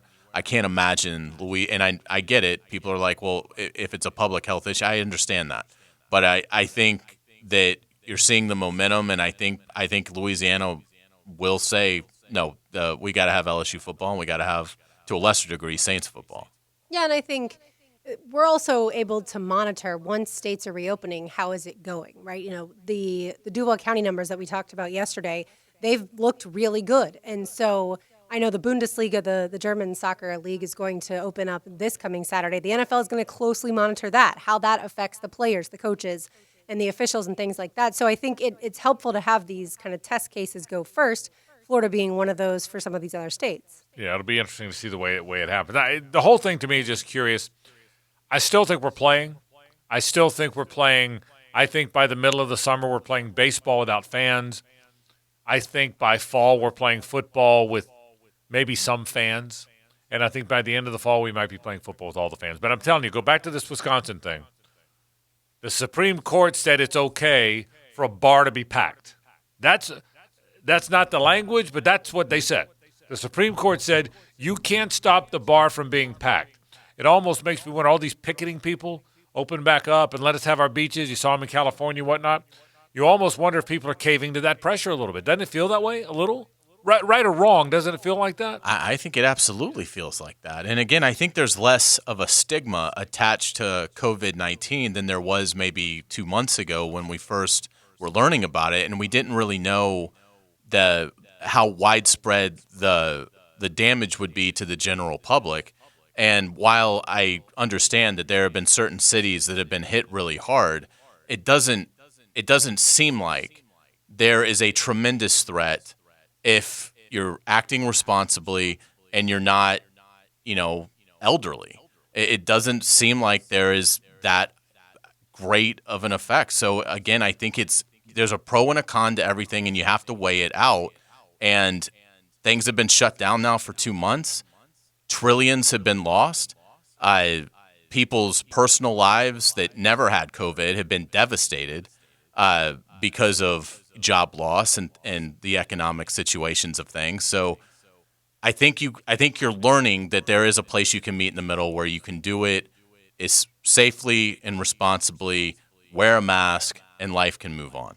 I saw today that David Tepper, the Panthers owner, he said that he thinks some fans can be allowed in the stadium. So I think that's good too, because it feels like we talk about it in either the no fans camp or the fans camp. What does some fans mean?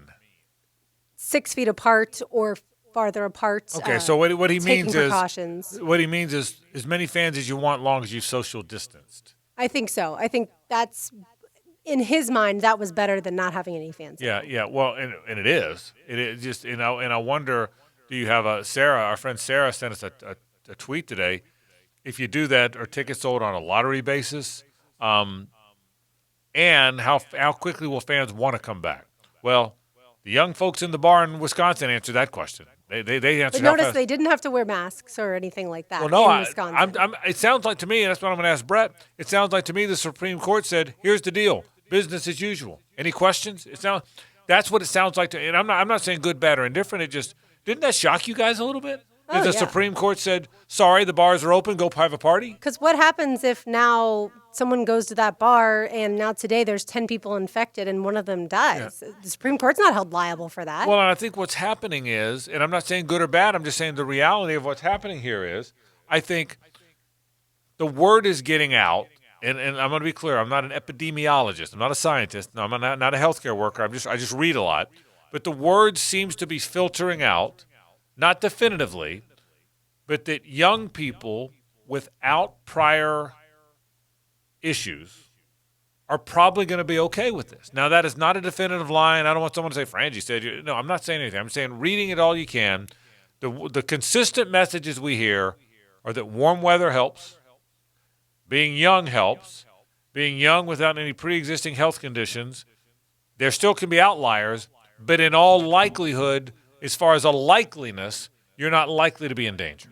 Yeah, and I think I kind of went into this thinking, well, I don't think I would die if I contracted COVID-19, and therefore I shouldn't be too concerned. But what I was really concerned about it was spreading it to somebody else with those issues. Right. But then Agreed. you are starting to hear that they've done research in China where they're now 6 months out from people who ended up with COVID, and they have some other health issues that they didn't have before they got it. Some so that exist. part, Yeah, there's some lingering health right. issues, And so yeah. that part, I think, should concern especially professional athletes. Yeah, we'll take a break. When we come back, I'm going to ask Brett Hastings these questions. It's Sports and Courts.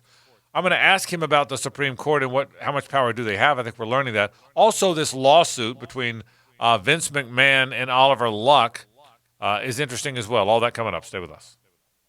Live from the law offices of Brett Hastings' studio on 1010XL 92.5 FM. Working from home? Here's your new water cooler conversation. I think the reality is that they're going to make the best decision for their football team based on what they're seeing out of Gardner Minshew. 1010XL. Listen from home on your smartphone, online, or on Alexa. Exciting news from the iconic Alhambra Theater and Dining. For the first time ever, the Dinner Theater will open its doors for dinner Tuesday through Sunday. That's right, you can still have date night. Make your reservations today by calling 641-1212.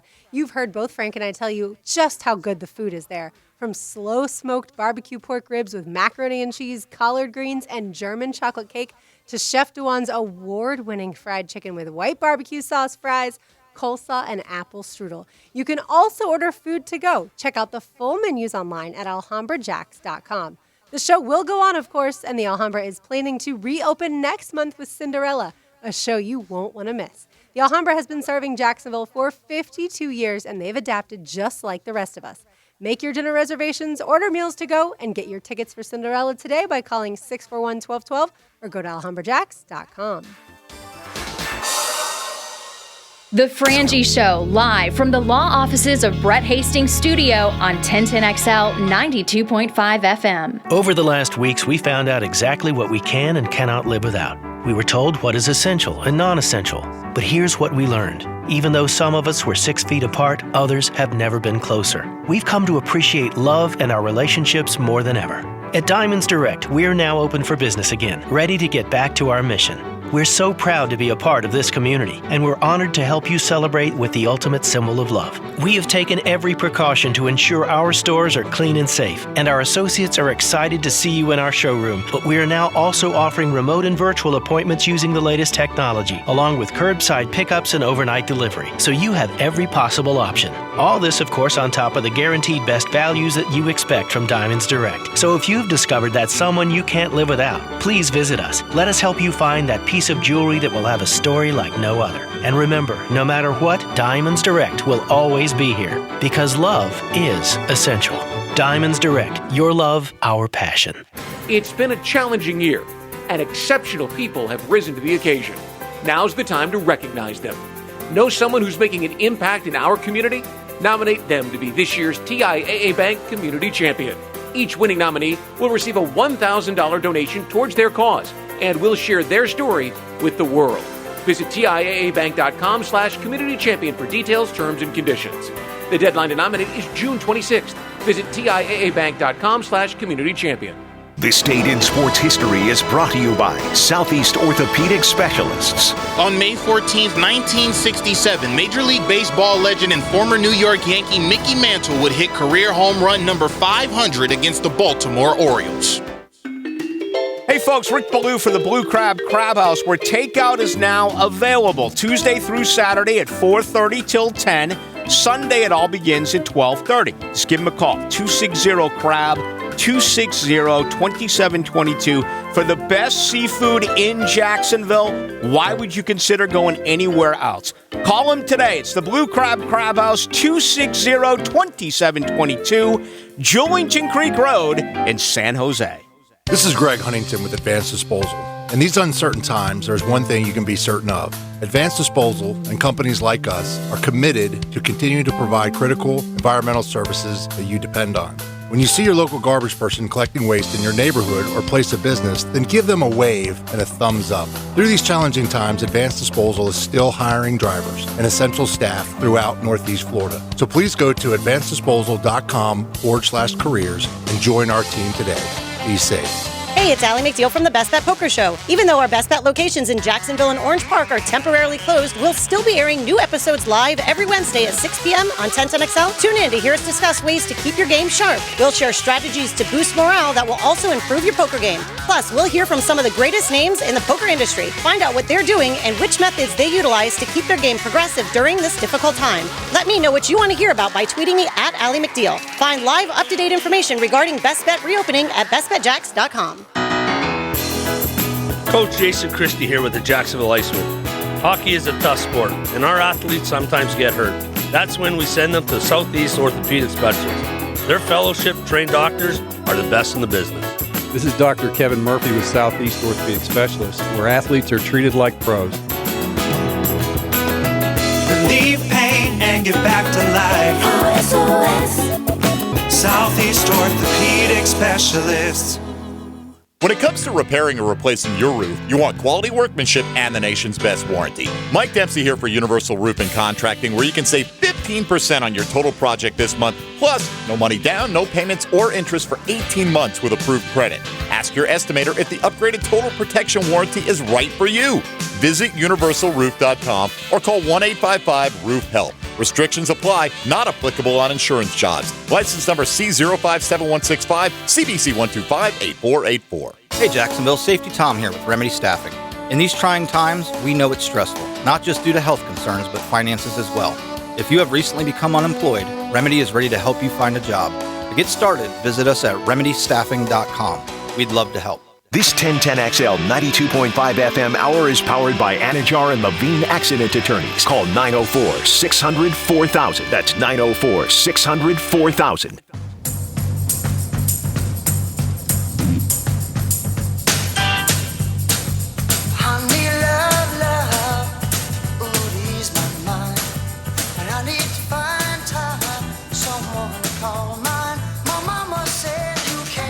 Phil Collins today on Old Rock Thursday. Fun day, a lot of things going on. But now time for this. It's Sports and Courts, where we discuss legal issues that affect the world of sports, brought to you by the law offices of Brett Hastings. All right, the counselor joins us now at Sports and Courts. Brett, how are you, buddy?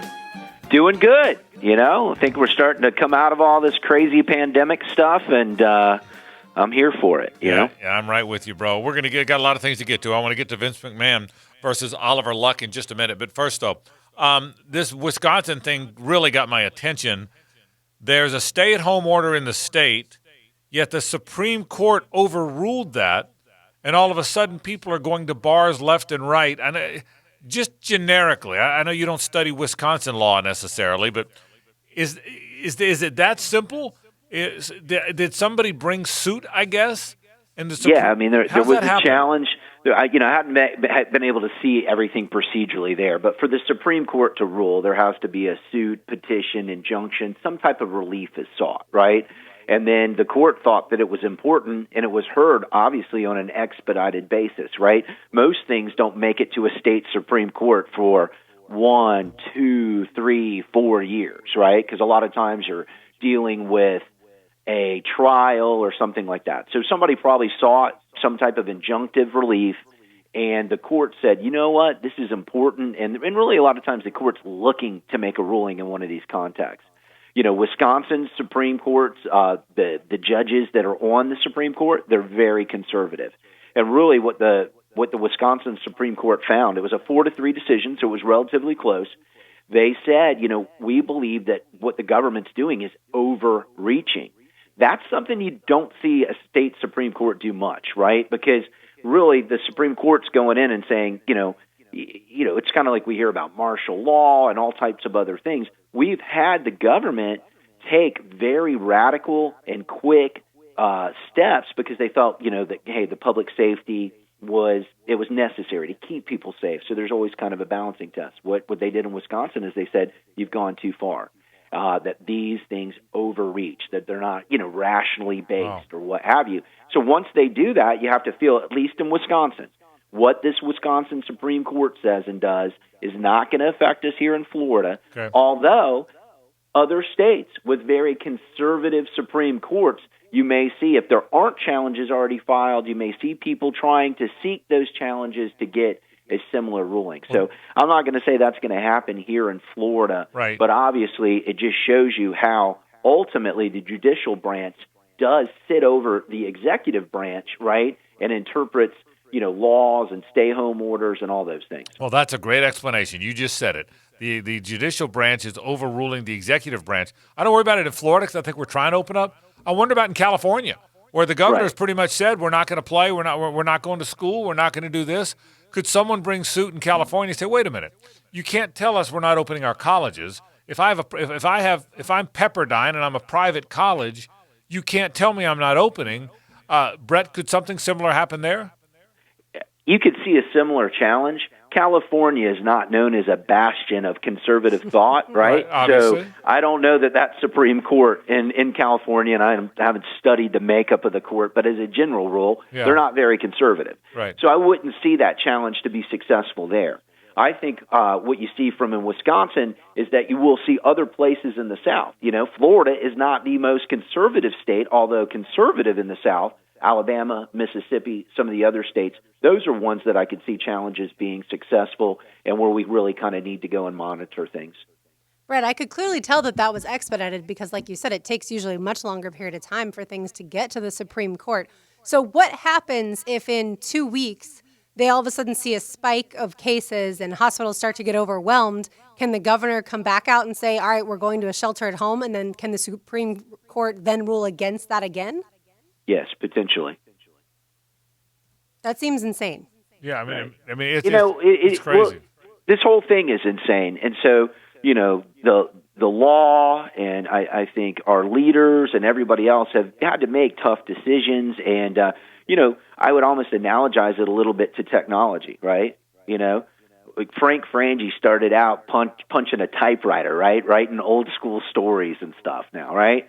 Well, the law has a hard time keeping up with, our tweets, stories, or what's going on or any of that. And so a lot of times you don't see this as it relates to government and actions and everything else. But the whole coronavirus and COVID-19 thing was so quick and was so abrupt, right, that people made decisions that I really think everybody thought were in their best interest. But the economic consequences of this have been so great and so grave that it's really, it's very rare that we see public safety issues almost become politicized. But I think in this case, you do see those who consider themselves to be liberals and those who could be themselves conservatives. You kind of see the interplay here of public safety and the economy. And it's a super tough argument. I really, frankly, see some of the positives on both sides. So, Yeah, absolutely. Brett, what do you make of the Vince McMahon versus Oliver Luck XFL suit? All right. So, they terminated, and they, meaning Vince McMahon and this parent company that owns the XFL, they essentially terminated Oliver Luck, who I was shocked to find out had a $20 million guaranteed contract, right, as the commissioner or what have you of the XFL. Well, they did that on the day before they laid everybody off, And the reasons were, they said, gross neglect because he moved his office from Stamford, Connecticut back to Indiana or something, that he had signed Antonio Callaway, who always finds his way into sports and courts no matter what. Yes, he does. And he needs to pay you like a royalty for airtime Lifetime Achievement Award. We gave him a card. He's a frequent flyer. He gets a free meal all the time. It's so true. But I got a kick out of that. And then allegedly he had personal use of an XFL-issued iPhone, okay? So not exactly the strongest things. And his lawyer, Luck's lawyer, argued back and said, man, this was clearly pretextual. They did this on the night before because what they had also done, right, is they laid everybody off, and then they filed for Chapter 11 bankruptcy, which is where you try to sort of reorganize things. Now, I don't think the XFL is ever going to play another snap. But I do think they may be trying to say, hey, we've got this in Chapter 11 and see if we could sell it to anybody else. My take, and I haven't had an opportunity to read the lawsuit and to go into some of the other details, are that this more likely than not was pretextual. What Oliver Luck did is he did sue Vince McMahon individually. I think that would be pretty hard to do, but the reality is everybody knows the XFL is a sinking ship. It's in bankruptcy, right? So they're already trying to cram down who would get paid what. And I think they were trying to sever Luck away from that. And what Luck did was, hey, I'm going to try to sue you, Vince McMahon, because you're the guy with all the money. So I think he's going to try to get some money. He'll probably get some money, but he's not going to get $20 million guaranteed, that's for sure. Yeah, and here's the other thing I wonder about with cases like this. Some judges got to decide this, right? Unless they settle. So either they settle or some officials got to decide it, right? Okay. McMahon, he's a billionaire and a very successful businessman, but a lot of people think the guy's kind of got a screw loose and a shyster. Oliver Luck is about as respected as any sports official I can remember, Brett. Doesn't that factor in if you're the McMahon camp? Don't you worry about that part of it a little or no? Say that again? I'd lost you a little bit here on the phone. McMahon is looked at as shaky, a wonderful businessman who's worth $1 billion. But he's looked at as a shyster in some areas. Meanwhile, Oliver Luck is as respected as any official anywhere. Wouldn't that help Luck's cause perception? Yeah, I mean, I think it's going to help from a perception standpoint. There's no doubt. It's really tough to sue people individually when failed business deals happen. That's part of the whole reason that we have a corporation or an LLC or anything else, right? We want to do business, but we don't necessarily want to have all of the individual downsides. So typically, when somebody's getting fired for cause or not doing their job or, and they have a contract, and here Oliver Luck has a contract in place, I still think it's tough to go and get Vince McMahon unless you can prove, right, fraud, negligent misrepresentation or something else. That's how you bring him in individually to go and get some of the money, right? Now, I do think Oliver Luck's reputation and the other things can assist in trying to get the case settled or done, right? And especially if you're wanting to maybe try to sell this league, right? Because I think if it was in Chapter 11 and you could maybe find a suitor and try to get back some of your money, I don't think you want Oliver Luck as mad or anything else. So, ultimately, though, just your background and your reputation won't matter as much as the contract that's here in place and the bankruptcy court. Those two things are really going to dictate what, if any, value you get. And, you're right. If you take Vince McMahon's background and his history, you'd say, you know what, this guy should lose, but that's really not how the law works. Here, the contract's ultimately going to control. So Luck went against the XFL's policies, signed Antonio Callaway, who had troubles in the past, legal issues. Then he gets hurt, Callaway does, and then his medical expenses are, according to McMahon, in excess of 6 figures. Does that kind of have to come off of what Luck is asking or suing McMahon for? So help me understand that question just a little bit better. Sure. You were saying, go.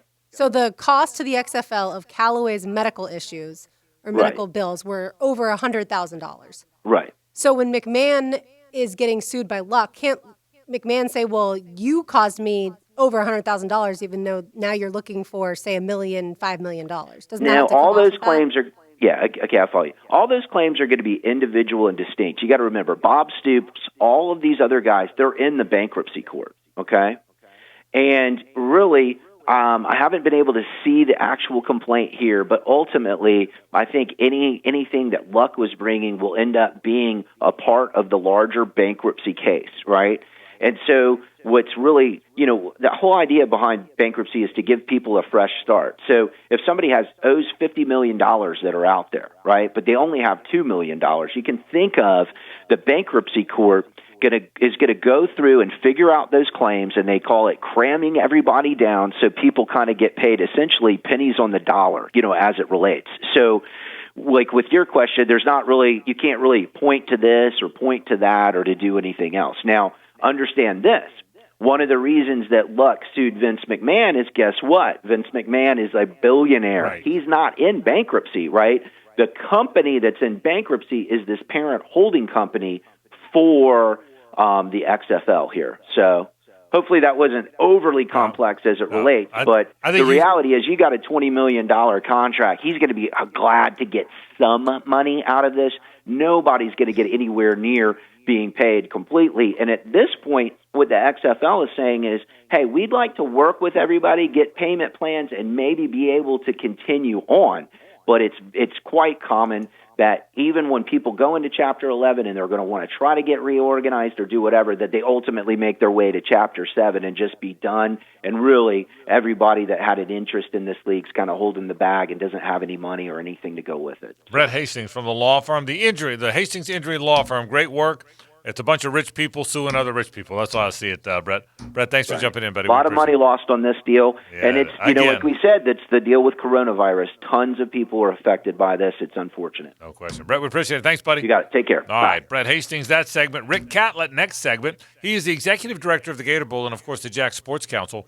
What happens to neutral site games if fans cannot attend? Who gets the money? How's the money shared? We were talking about it yesterday. Rick will weigh in today on 1010XL and 92.5 FM. The Frangie Show, live from the law offices of Brett Hastings' studio on 1010XL 92.5 FM. This is 1010XL. Hell, you could say that 10,000 times and it still wouldn't be enough. It fires me up, man. I love it. Say it one more time.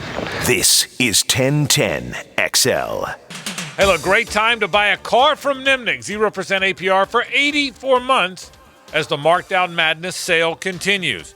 Now, that goes on at both locations. Nimnick Chevrolet is on Cassett Avenue. Nimnick Buick GMC is located on Phillips Highway. That deal is good, 0% APR for 84 months, on all the 2019s on either lot and on select 2020 models. That's right. That's how good that deal is, 0% APR for 84 months. Now, you find a car you like, but you know what? You're still doing the social distancing. You're not sure you want to go to the dealership. No problem. Buy it online. They'll bring it to you, and it's yours. If you don't love it, after you drive it, you're not committed to it. They know you want to feel it and test it. But in the meantime, they're trying to help you buy a car the most efficient way possible. Nimnick has been doing this in Jacksonville since 1941. I've been buying my cars there since 82. Nimnick, your friends in the car business since 1941. You know the Kitchen and Flooring Design Center is the place to go for all of your home remodeling. But did you know that they are the only showroom in town with Karastan area rugs? Karastan has made high-quality rugs for 90 years, now offered at affordable prices. Karastan has so many options, even a Property Brothers line. Karastan rugs are perfect on hardwood, tile, or vinyl plank flooring. Plus, Karastan will get your brand new rug delivered quickly and directly to your home. Stop by the Kitchen and Flooring Design Center today on Southside Boulevard across from Tinseltown or head to floorsandkitchen.com. All offers are with approved credit and not in conjunction. See dealer for complete details. Drive forward. Shop online and get home delivery or make an appointment to visit our showroom. We're open for business at Jacksonville Chrysler Jeep Dodge Ram Bay Meadows. Drive a new Dodge Charger and save up to $6,000 off MSRP. Get a new Chrysler 300 and save up to $8,000. We're excited by our home delivery options with easy purchase online. For a limited time, get 0% for 72 months. Make no payments for 120 days. Drive a new Gladiator from $329 a month or a new Cherokee from just $259. See all our Go Anywhere inventory at JAXCJDR.com. We get more because we sell more. Get a brand new Ram truck with payments as low as $219 a month. Selection is up and prices are down. Purchase online and get home delivery. Want a new Wrangler? Save up to $5,000 off MSRP. Jacksonville Chrysler Jeep Dodge Ram. Here to serve you in a safe and responsible manner. I-295 and Bay Meadows. Hi, I'm Don with J-Dog Junk Removal. In light of today's health concerns, we want you to know we are taking the required safety precautions during the removal process. As veterans, we always go above and beyond. You create the stack, and we can be in and out quick, or we can help any homeowner safely declutter. J-Dog is now extending their friends and family discount to everyone in Jax. Through May 15th, you'll get 20% off junk hauls. 20% off at J-Dog Junk Removal. Offer may not apply to minimum orders. Call for qualification details. This message is brought to you by Community First Credit Union. Stop for a minute. Relax. Take a breath. Jacksonville is going to be just fine. Things are changing, and change can be difficult sometimes. Change in how we live our lives, how we run our businesses, our jobs, our kids, our schools, our neighborhoods. But this is Jacksonville, and you won't find a more dedicated, compassionate, and caring community anywhere. From Nassau to St. John's, from West Side to the beaches, God knows we can weather a storm, and we can get through this as well. All of us at Community First realize that no one has all the answers to what we're facing. But after more than 80 years in Jacksonville, we do know this. Things get better when people stick together. So that's what we'll do. And we'll get through this to a better, brighter future in Jacksonville. Like working outdoors and want better pay and benefits? Superior Fence and Rail is seeking full-time fence installers who can provide first-class customer service. Recognized as a best place to work on the First Coast, they'll train you to work with their professional team and provide you with all the tools you need to be a top-notch installer. Get off the fence. Call Superior Fence and Rail today and start your career. When you're on the fence, about a fence, SuperiorFenceandRail.com. Hey, it's Rick Ballou. While these weeks are challenging for most of us, my friends at McGowan's AC are trying to make you more comfortable by offering special financing on the new AC system now. How does no payments and no interest for 12 months sound? Let me say that again. No payments, no interest for 12 months with credit approval. For easy details, visit McGowan'sAC.com or call 264-COOL. McGowan's AC, the official heating and air conditioning partner of the Jacksonville Jaguars. License number CMC 1250075. To help stop the spread of COVID-19, keep the economy going, and help those in need, Zero Res is offering 25% off all services. That's cleaning carpet, area rugs, tile and grout, upholstery, everything. 25% off everything. We also ask that you submit someone that you know that is in need. Zero Res will clean the carpets in the home of one family in need each day, absolutely free. Zero Res spelled forward or backwards, it's the right way to clean. Jimerson Burr is a full-service, Florida-based commercial law firm that has experience and capabilities to handle any legal issue a business is confronted with. Learn more about what they can do for you at jimersonfirm.com. All year long you'll be singing our song. Stay cooler with Bueller. At the head of our class we make it happen fast. Stay cooler with Bueller. For heating and air, we always play fair. We make the difference cause we really care. Bueller Air. Stay cooler with Bueller. Home of the Jaguars. WJXL AM Jacksonville Beach. WJXL FM Jacksonville Beach. This is your Southeast Orthopedic Specialist local sports update. I'm Andrew Gibson for 1010XL. The Jaguars signed Tyler Eifert to a 2-year, $15.5 million contract in late March. Today, Eifert met the Jacksonville media by way of Zoom and described his role in Jay Gruden's offense here in Jacksonville. With this offense, just knowing all the different positions across the board from every concept, you could be in one of those different positions. And so just having an understanding of what's going on, being able to play multiple positions, being able to create mismatches, giving Coach Gruden the flexibility to move me around and put me in those different positions. Jaguars' new tight end Tyler Eifert earlier today, courtesy of Jaguars PR. 79 degrees at 5 o'clock. Time and temp brought to you by Bueller Air Conditioning. Stay cooler with Bueller.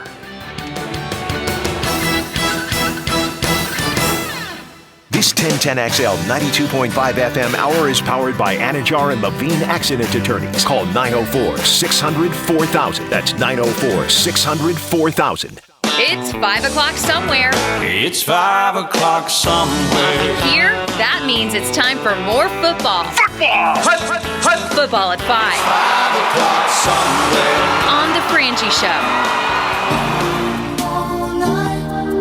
Hey, we're glad you're with us. We continue along with Hayes Carline, Lauren Brooks, and Andrew Gibson. I'm Frank Frangie. With the COVID-19 changing the way we live our lives, and certainly the way the sports are played, we've talked about a lot of different scenarios. We've talked a great deal about the fact that NASCAR comes back this weekend. Golf comes back on June 11th.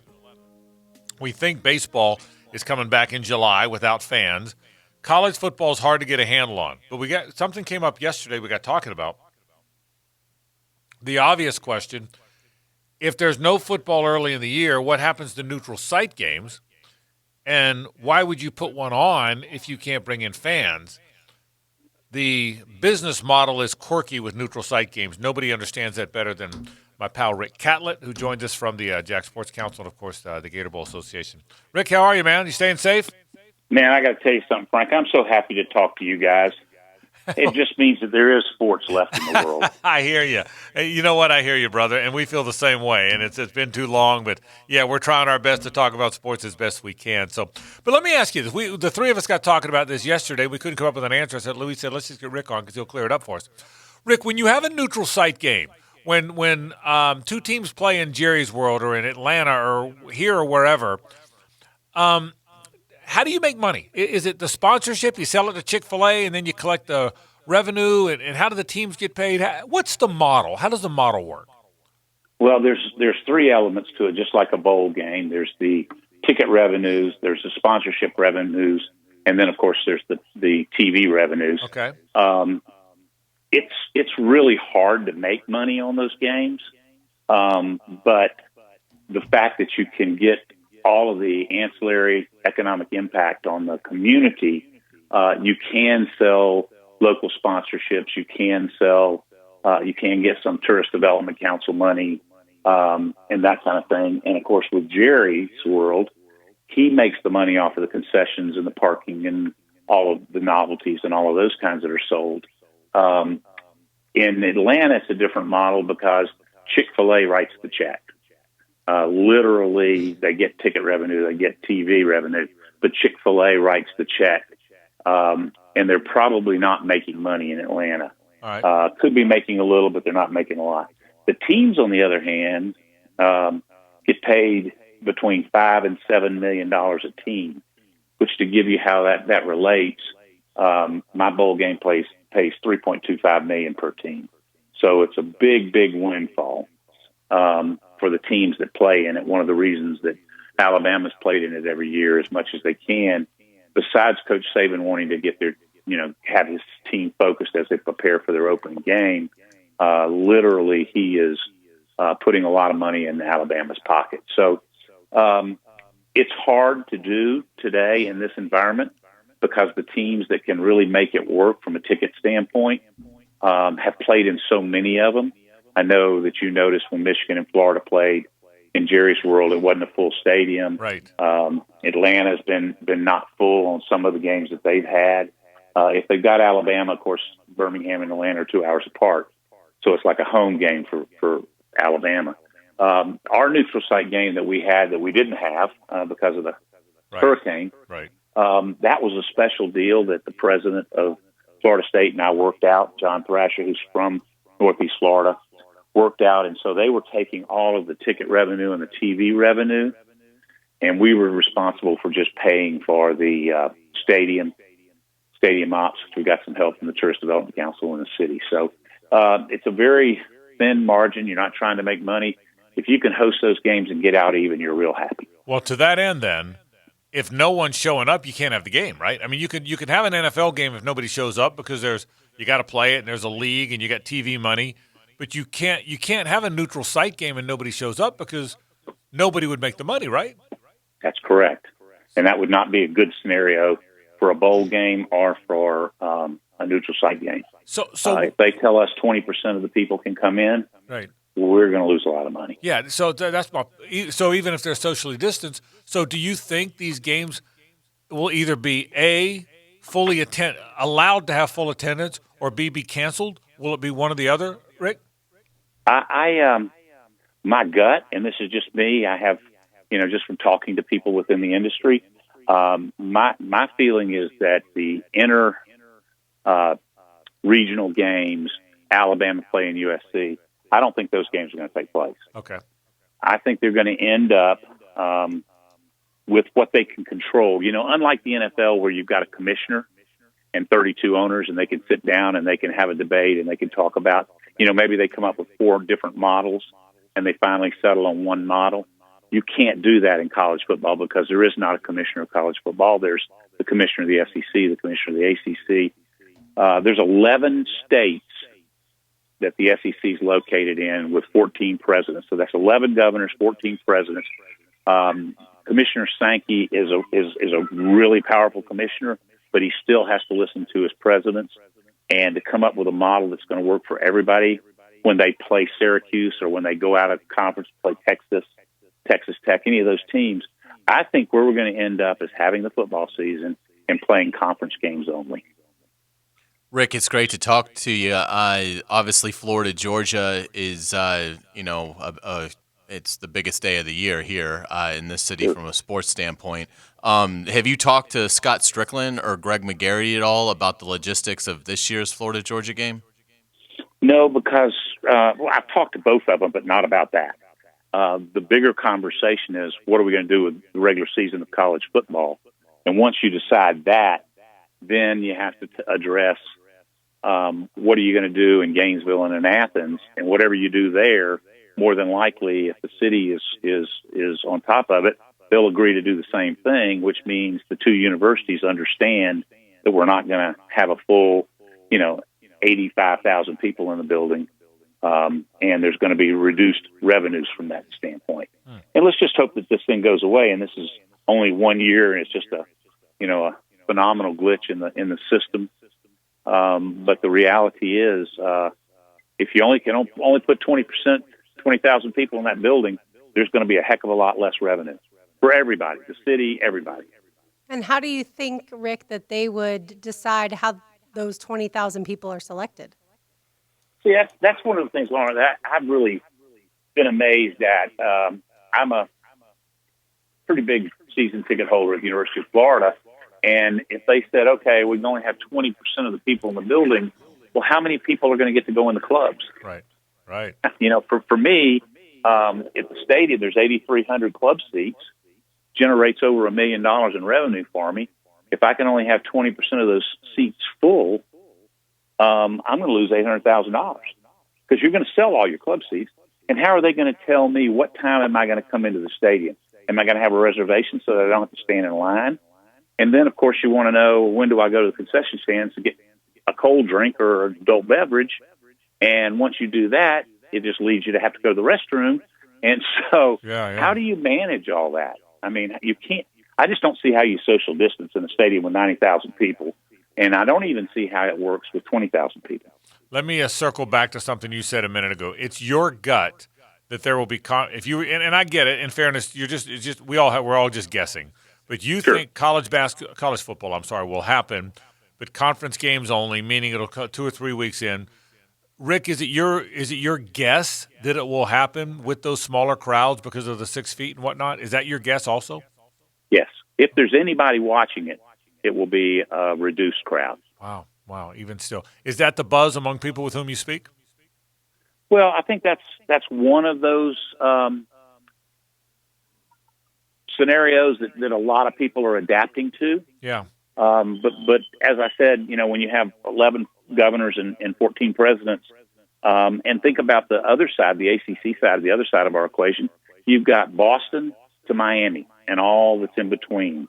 Are they going to have school open? If school's open, then you can have football. If school's not open, how do you let those student athletes, even if it's open to on the internet, how do you let those student athletes play football? It's really tough, and there's a lot of scenarios out there. But my gut, the one I think they're going to look at, because they can control the Southeastern Conference can control all of their conference games. They can't control any of their other games. So I just think that that's the easiest way to go, and the way they can control it the best. Rick, if the college football season, the start of it, let's say, got moved to January, which we've seen some speculation of, could the Gator Bowl be moved to March or April or wherever it needed to be? Would that be difficult? Well, I think that's going to be dictated by the television. ESPN is the preeminent television provider for college football. They own ABC, so that gives them those two. CBS has got some SEC right now, but they only have one bowl game. Fox has got a little bit, but not a lot. So ESPN is going to dictate whether or not there's bowl games. We got a email about 10 days ago that said don't count on getting a bowl date until sometime in June, maybe even as late as July. Okay. So that means they're going to get the regular season taken care of first and then figure it out. But I'm not one that thinks it gets delayed. I'm one that thinks that, you start playing maybe a week, 2 weeks later. You start in September, you're only going to play, 8 games? So really 7 games, I guess. And you're finished in that gives you a chance to have two conference champions. They get to have the SEC championship game or the ACC championship game, and then they can pick the New Year's Six and the playoffs. And if it gets delayed a week or two, I don't think that's that big a deal. For a bowl game to be played, and even if it's in the middle to late January, that's a death knell for bowls. And why is that? Well, because we count on the whole purpose of a bowl game is to have two good teams come in, but bring their fans to stay in our hotels and over the holidays. All of that. Yeah, we're an economic development engine. We're not. This isn't about trying to claim a national champion or any of that kind of stuff. I mean, it's nice that Tennessee won the Gator Bowl last year. They're probably using that to hype their players and everything. Their fans probably walk around saying, "Well, we won our bowl game," but the reality is we're not trying to prove anything. Yeah.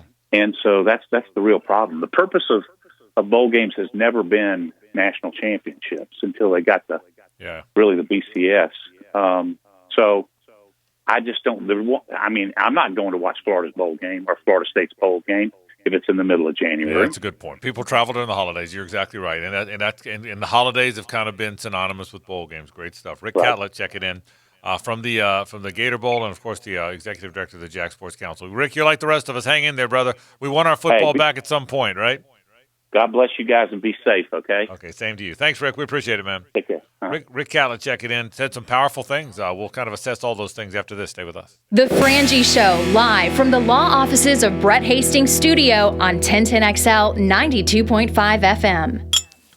After work, crack open a cold one with Rick Ballou. How's that beer tasting? Like the first of many. Into the night. Make yourselves at home, sweet home, boys. Evenings on 1010XL. I hear we're getting a new cappuccino machine.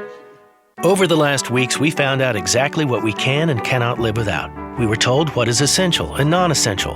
But here's what we learned. Even though some of us were 6 feet apart, others have never been closer. We've come to appreciate love and our relationships more than ever. At Diamonds Direct, we're now open for business again, ready to get back to our mission.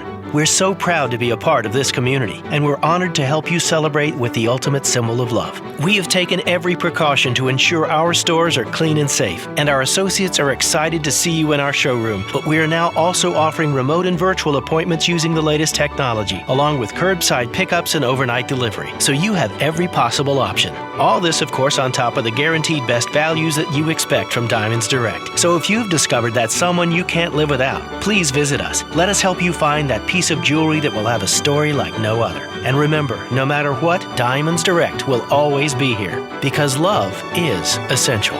Diamonds Direct, your love, our passion.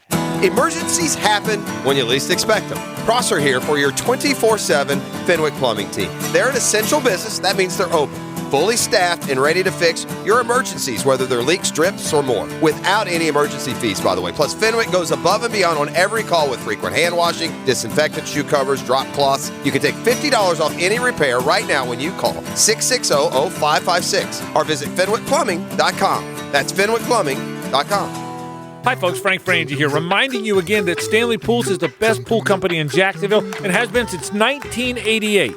Call them at 269-7277 for new pools, remodeling, pavers, fire pits, you name it. They have their own